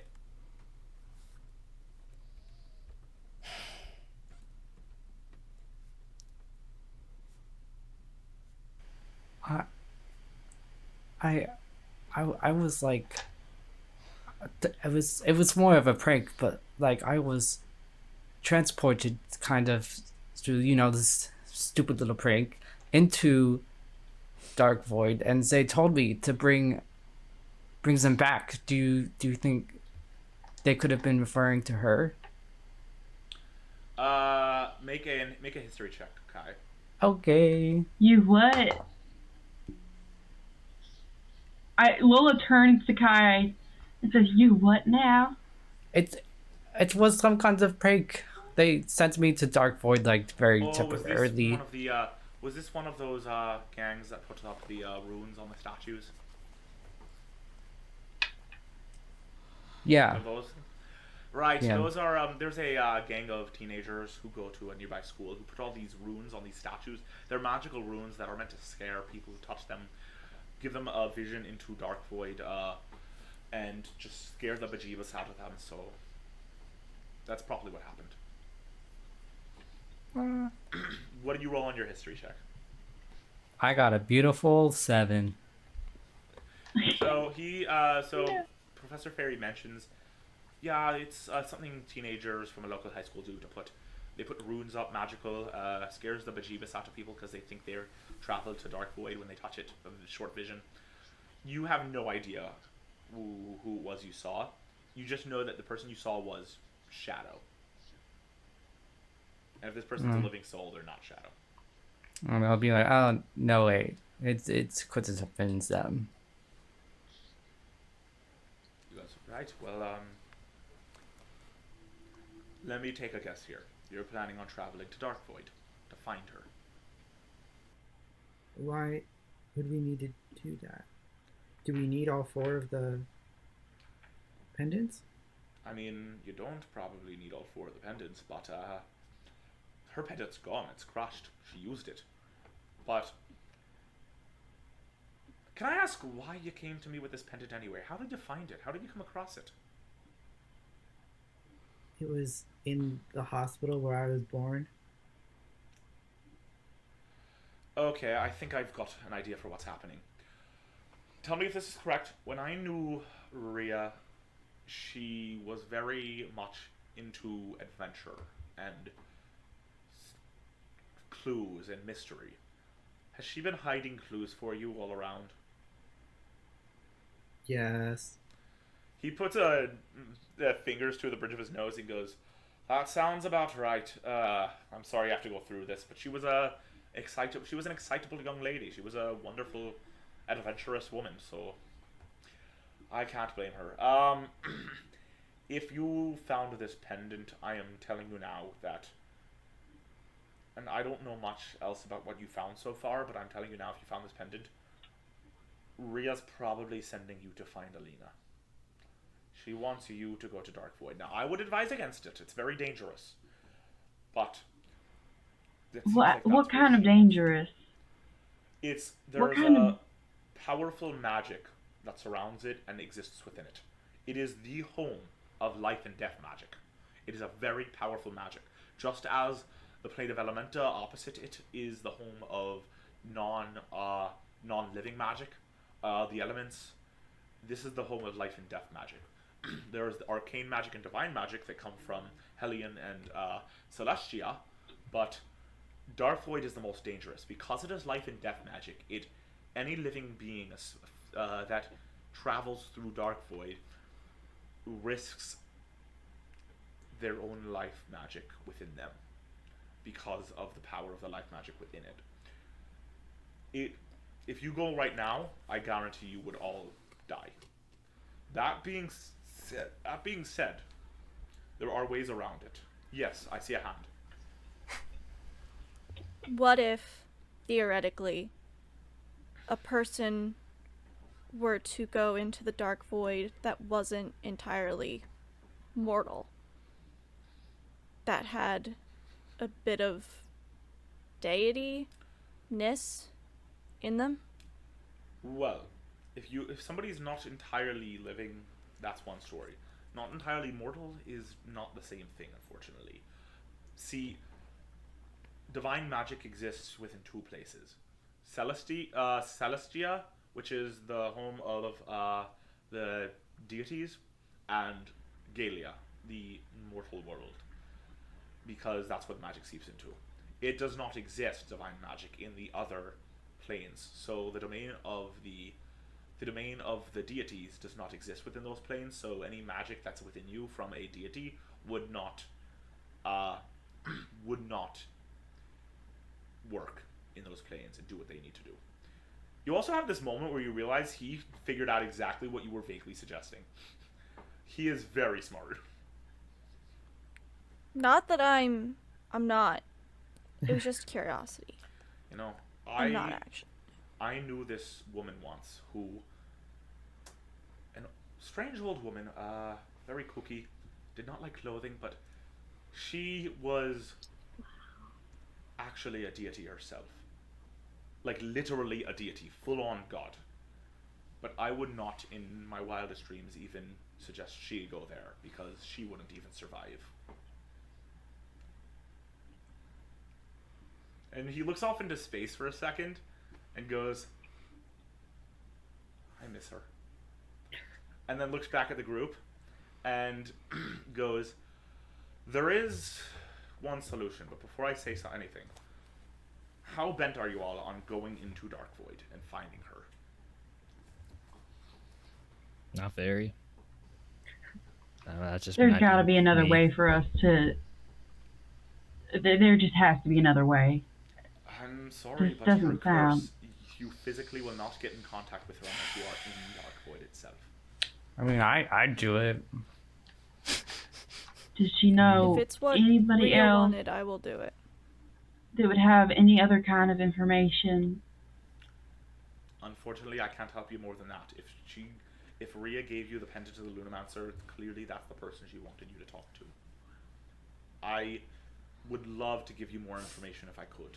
I would love to tell you, oh yes, Mrs. Smith lived down the street, but unfortunately, I don't know of anyone else who this would be directed towards. If you can think of anyone, I praise you for that, but yes. Right, well,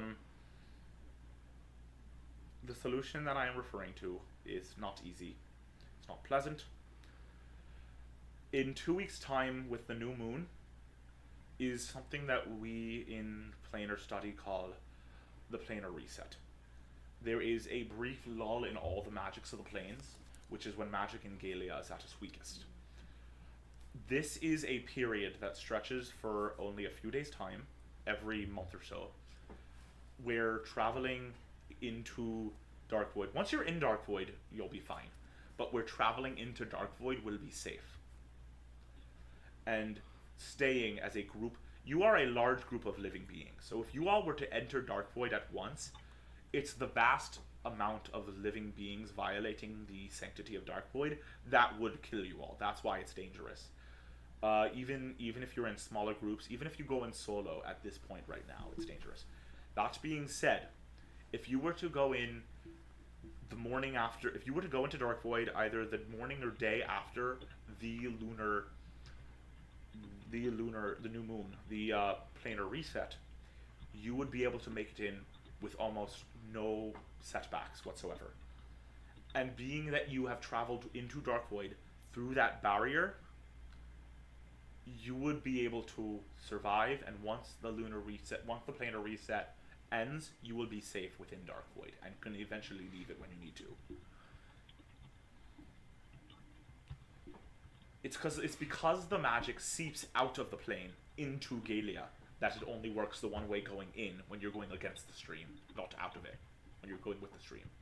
That magic seeping out of Dark Void into Galia is at its pure weakest during the lunar reset, which is why you can go in without that much harm to you whatsoever. if you would like to find Alina, that is your option. 2 weeks' time, the day after the new moon. You will probably want to be in the location of a portal the night of the new moon in preparation, so you can be there in the morning. That's just my suggestion, though. It's not a requirement. I can also tell you, if you are interested in, and I know this is dangerous, and there are kids here who should not be traveling into Dark Void, let's be very frank. But if you are planning on traveling into Dark Void, which, if you're looking for Alina, is going to be your only option, my suggestion to you would be to go to Dahlia. The city of Dahlia, once the great capital of our nation, of course, is the only place in all of Rivaryn where there is that powerful life and death magic. The only way that magic would be that powerful is if there was a portal somewhere in there to Dark Void. Right. Well, thank you, Professor. And very helpful. Bo, and he looks you right in the eyes and goes, I think you know what I'm talking about. You'll be able to find the portal. I just nod and don't say anything. And he goes, right, well, I have does another anyone question. fancy a cup of tea? And then he looks I have over at you another again. question. Yes. Have you ever heard of anyone or anything called the Guardian? The Guardian. Explain. I can't say I know anything well, but I think I do recall there was a woman who went by that name once. I believe she might be connected to the tower in some way. Not sure. It's hard to remember. I've lived for hundreds of years. Everything mixes together so smoothly.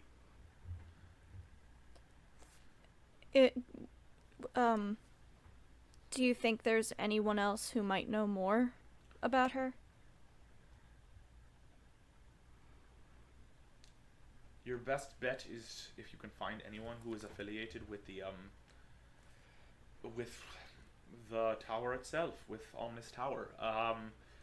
I think all of the original engineers are long past at this point. They are long deceased, but their children might not be, depending on the child. They'll mostly be middle-aged at this point.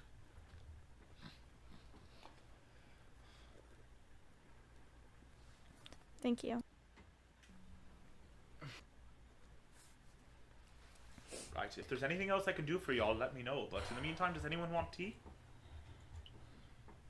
No, Are I there think any- we're good. Are there any desks in this office? Yeah, there's 2 desks. His desk and then a small side desk that's up against the wall. I would like to just add that, just like me, Adira has had her journal out this whole time and has been furiously taking notes. I want a copy of that journal entry from your journal, Emily, after the session. I want to see what it looks like.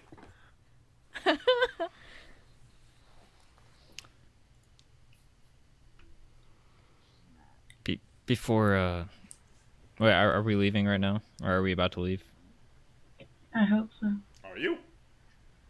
I thought Morgan said something about heading. I don't Yeah. know, I might have heard it wrong. I think it might be time for us to go. We need to talk about a few things. Right. You guys go on. I'm gonna stay here for just another minute. I'll catch up though. All right. Okay. So Friend, everyone, I guess everyone leaves the office. If we're leaving, can I try to make a... Does anyone else hear that? Uh-huh. It's like Yeah. static. That might have been me. My phone is sitting on my computer. I'm so sorry. If we're leaving, can I make a stealth check to try to linger outside the door? Sure. Hell yeah. Can I? It is against his. It is against Professor Fairy's perception, which is very high. Oh, no. Is it against? Can I roll a perception check? Oh, it's only a 14. Cool. He got a dirty 20. Oh, wait, I have inspiration. Can I reroll? Sure, re-roll. You have to beat a dirty 20. It was worse. Do you have to use a new roll for that? Professor Fairy looks at you. You have to use a new roll, yeah. Professor Fairy looks at you, Bo, and says, "Is this a private matter?" I rolled higher than Adira, so You also see Adira, so. no, it's fine. I pull out the that chip I bought from the store a while back. The Omnimech chip that was damaged. I pull it out and set it on the side desk. Have you worked with these before, Professor? He Have you looks seen at these? it, and he puts his magnifying glass back on and looks at it, and he doesn't take it off this time. And he goes, "I have not, and there's no magical traces, so it's not my jurisdiction. That being said, there is a shop in town that might be able to help you. It is in this neighborhood. It's called, I believe it's in this neighborhood. It is, when the DM finds it in his manual, I will tell you what it's called in his list of places. You might want to try taking this to Scarper's, a shop nearby. They could possibly help you. They're specialized in Omnimex." Right. Makes sense. Well, I'll definitely do that. Thank you for the help, by the way. It's good seeing you again. You too. And hey, Bo. And he doesn't open his mouth and talk to you, and you can hear his voice in your mind. Clearly a message spell. And he says to you, "You know that if you go into Dark Void with this group, they will see you as you are in Dark Void." Yeah, I kind of figured that. And I know Any you kind never of- spoke with me directly about this, but you know, I know these things. I figured it out. So I just want to let you know Nope. I discovered. No kind of ring of I don't know, disguise or something that could cover me up in any sort of way. No, your condition is special enough that in Dark Void you will only appear in that one way. Fair enough. All right. So if you are planning on hiding it for much longer, you might, if you plan on going into Dark Void, you might want to make peace with that fact. Right. I would Again. personally advise you talk to Kai about this. If he's gonna see you, he should hear it from you first. He's your friend. Yeah, I'll cross that bridge when we get to it. Right. And another thing, he says as he looks up, and his that time he says it out loud, and the monocle telescope thing's still on, and he glances out the door and he goes, "That lady in the overalls who's traveling with you, she's got the trace of the light on her. Perhaps she could make use of that necklace, and perhaps even make use of lunamancy. Why don't you give her this?" And he gives you a lunamancy introductory textbook, and goes, "If she's interested, she could be a good lunamancer. She has the trace of the light." Yeah, I'll bring it up to her. Right, wonderful. It was great seeing you again too. Best of luck on your journey. And he puts a hand on your shoulder. And Thank you. And I start to leave, and I'm guessing I see Adira. yeah, Adira, they didn't close the door, so you saw the whole chip thing. Thing with the chip. Yep. Well, let's catch up to the group, shall we? I kind of stare Bo down from Adira's shoulder. Oh, was Coco there too? I've been on Adira's Coco's shoulder always on this my entire shoulder time. now. All right. Coco, I need you to roll a. What now? Coco, I need you to roll a history check. First time I'm ever having a Lehman roll a history check. I'm so bad at history checks. That's a -1. What is history? Big Don't know things. her. You remember that you pooped 2 days ago and and Lola changed your diaper. Ye. That's what a negative one Remember. gets you. That's what a negative Love one me gets you. again. I'm just kind of staring off, like, into space. My eyes kind of go cross-eyed for a second, then they, like, shoot back. And you guys just hear a fart. Head empty, no thoughts. Did I hear like the professor ask if this was like a private conversation? You did. Like- And you heard the whole thing that was out loud. So Yeah. you heard that And and you heard Bo say it's fine. Okay. I think I say like I was gonna spy on you and you let me stay. Why? There's things that well, I'll just say this. There's things that people can know about, things that people can't know about, and you're here, so I didn't say anything. We're just gonna keep moving forward. I do want to talk to you later, but maybe when there's not a lemur around. I That kind of look at sounds him. good. It's But like, just so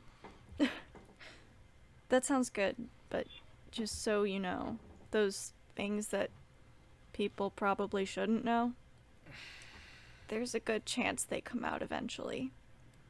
And it really hurts when they do. I'm gonna hug her head. You three, rest of the group is out at the end of the hall. You three are outside of the doorway. You did also hear about going to Scarper's for the chip, Adira. I will leave it up to you if that piques Adira's curiosity or not. If Bo goes, I'll go.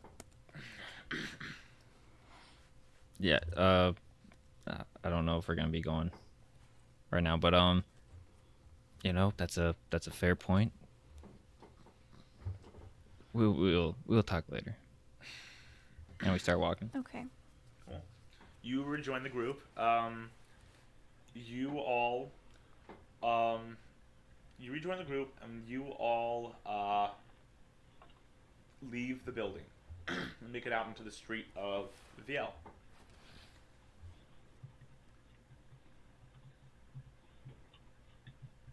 Can I try to pull Adira aside to talk to her? It's not up to me. I will begrudgingly allow myself to be pulled aside, but I'm gonna look at the ground the whole time. I know you don't really want to talk to me right now, but I'm here to be whatever you need from me. It's a lot.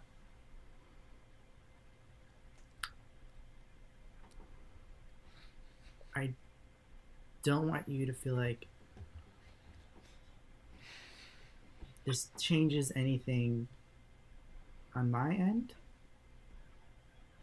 You're still the most important person to me.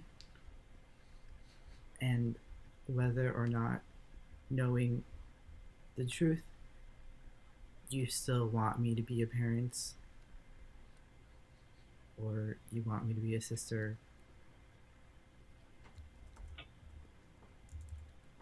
that's up to you.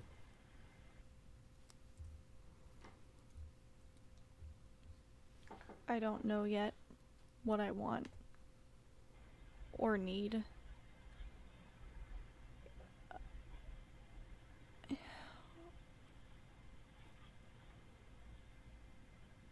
All I know is I feel like even the bits I knew about who I am and what I am are all muddled and confused.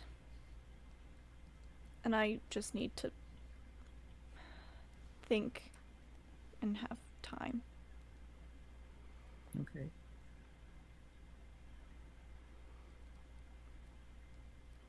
and I'm gonna go stand next to Ren. Okay, I'll go back to. Actually, I'm gonna go stand next to Bo. I will go to Lola. I'm gonna start crying and looking at my diaper. No, I think the lemur might need her diaper changed. Oh, well. I'm not changing it. She's not my kid. Well, hand her to me. Hand her to me. Come on. I'll try to give Coco over to Lola. I'm gonna look like deep into Adira's eyes, just like, please no. Like- Please don't make me change your diaper. Please. At that Coco's moment, gonna you give a see- little nod and then go. Surrender. So you guys stop for a minute so Lola can change Coco's diaper. Bo, give me a history check. It's a low DC because this is mostly me realizing I messed up on the location that Professor Fairy was supposed to tell you guys. So I'm gonna see if Bo knows a better place off the top of his head. Hey. Oh yeah, Bo's a genius. Has a 22. Hey.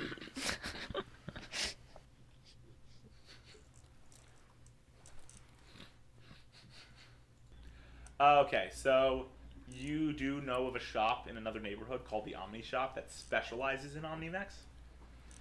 And just so you all know, Makes at sense. home, that's the place Lola has been to. And I am getting a lot of flack right now in DM form from Morgan for having claimed that this is just Bo knowing it better. Not me trying to privately DM him and not pull attention away. Okay. Yeah, I've been DMing him. I said, Omnimex, the Omni Shop is number 17 on Park Ridge. It's just called Omni Shop, you said. The key here is the fact that I got a message that just said, mm-hmm. Because he was like, I realized I messed up. And I was like, you realized. Anyway, you finish changing Coco's diaper. I'm guessing Coco runs immediately back to Adira. Uh-huh. And what Like are you full guys out up sprint. Oh, What are you guys no. up to now? You have 2 weeks to kill before your rendezvous in Dahlia. You can stay together. You can go separate ways. It's up to all of you. I will say, if you would like to travel to the Omni Shop now, I have set aside some time for it, Bo. It's up to you, though. You do not have to do it now. You can hold off on that. As for everyone else, where are you going to be spending the next 2 weeks, does it seem? Together, separate?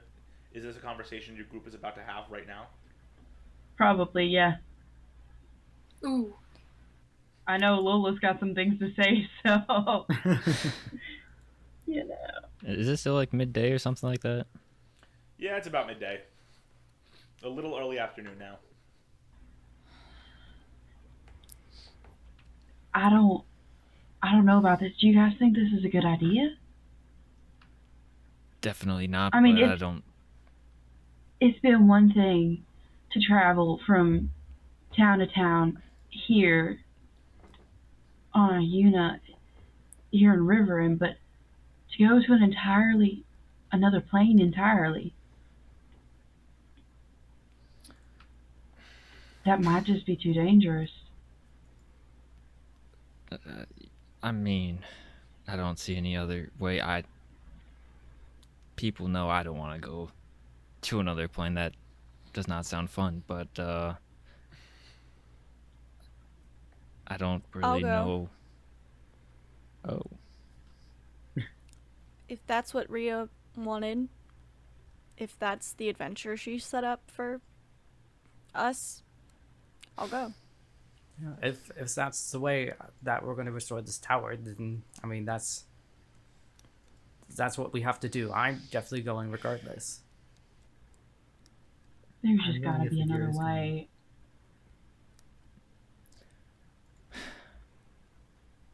Lola? There's gotta be another way. You know, It's not necessarily something we all have to do, I guess. I mean, this has been fine traveling with you, but I gotta think of my family first. Is this a good idea for us to go here? You know, I think over the next 2 weeks, we're probably gonna take a break, think about it. There's gotta be another way. I mean, you can take all the break you want. I really don't think that there's another way. How about this? If there's not, we'll see you there. If we do find another way, we'll find a way to be in contact. No, I'll take that deal. Sounds like a plan. We'll see you guys in 2 weeks. Or maybe you'll come to where I am, where we are. I have question for DM. Yes. So we know that the school's kind of run down and stuff. What about like the housing and where Bo and Kai used to live? It's still there. Okay, then Kai's gonna kind of elbow Bo and be like, "Do you want to go back and check out where we used to stay?" Sure. We could do it. And we could, relive the year before everything bad happened. Yeah, definitely. Is there more space? I mean, there might be. I mean, the school's not running, so no one really needs to stay there. Just probably wouldn't have any clean water or anything if it's all on shutdown. You all head to Kai and Bo's apartment, where you lodge for the next few hours. I'm going to go one at a time. Let me know what your character is doing in the coming 2 weeks. Like, where do you plan to go in these coming 2 weeks? Where is your character going to spend these next 2 weeks? I'm going to start with Bo. Yeah, probably the first couple days still here in VL, and then maybe however long it takes to get to Dahlia, leave a few days before that. Okay. Kai, are you doing anything different, or are you staying with Bo? I think Kai's gonna stay here as long as he can before going to Dahlia. Okay. Lily, what are you doing in the next 2 weeks?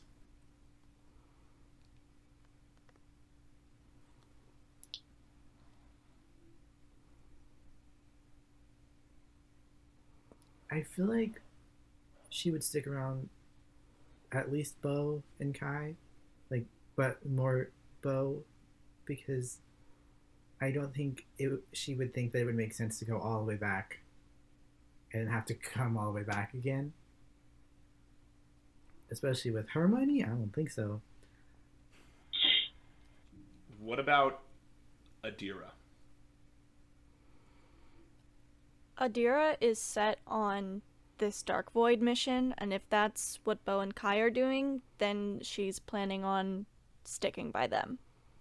So, sounds like that means staying where we are until it's time to go to the next city. So at the very least, the four of you are sticking around together. Lola.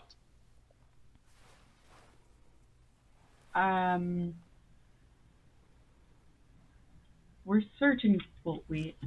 I'm searching for any possible other option until I absolutely exhaust my resources. And if I do, then I'm gonna try to prepare myself as best possible for what's coming up at that point.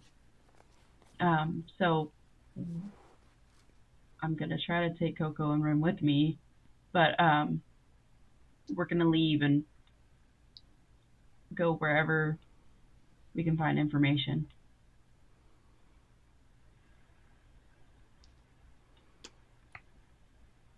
Ren. Yeah, Are Ren you is going going with your mother, to. or what are you doing? Hold up, I have my thing recording on my computer, but you guys get to see this beautiful shot of me. Ren is going to also try and help Lola find an alternative, like maybe go to a library, find some books. You know, he's a big nerd. So yeah, he's gonna help Lola in what way he can.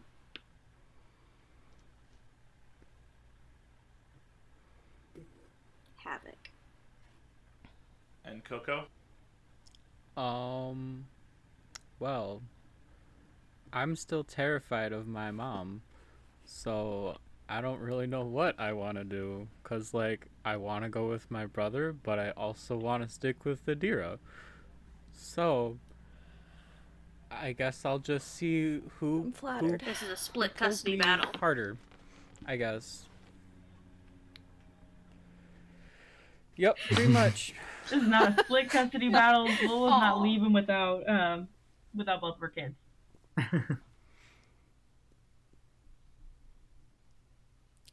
I mean, Adira's all for being around for Coco, but she's not gonna, like, Lola's an adult, and if Lola wants Coco to go with her, like, I'm not gonna object to that, as much as Coco may want to stay with me.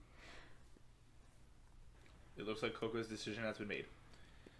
So you all go whatever separate ways you need to go for the next 2 weeks. Going off onto whatever adventures, whatever journeys you are about to do. And with that, the book closes on the first chapter of The Race for Rivaryn, affectionately Yay. titled The Legacy of Rhea Burke. And when we come back next week, we will meet you at the beginning of Chapter 2. Have a good night. Thanks for watching today's episode of Campaign Crusades. They are always so much fun to make. If you would like to support this motley crew of adventurers, leave a little like or even a little comment. Tell us what you thought or who your favorite character is or just something you liked about the episode. Also, please feel free to hit that little subscribe button, especially if you want to be kept up to date and get those little notifications. Also, you can find us at Campaign Crusades on Twitter, Instagram, and even TikTok. It's pretty wild there. Yeah, so we've got a steam runner to catch. Don't want to be late. See you later.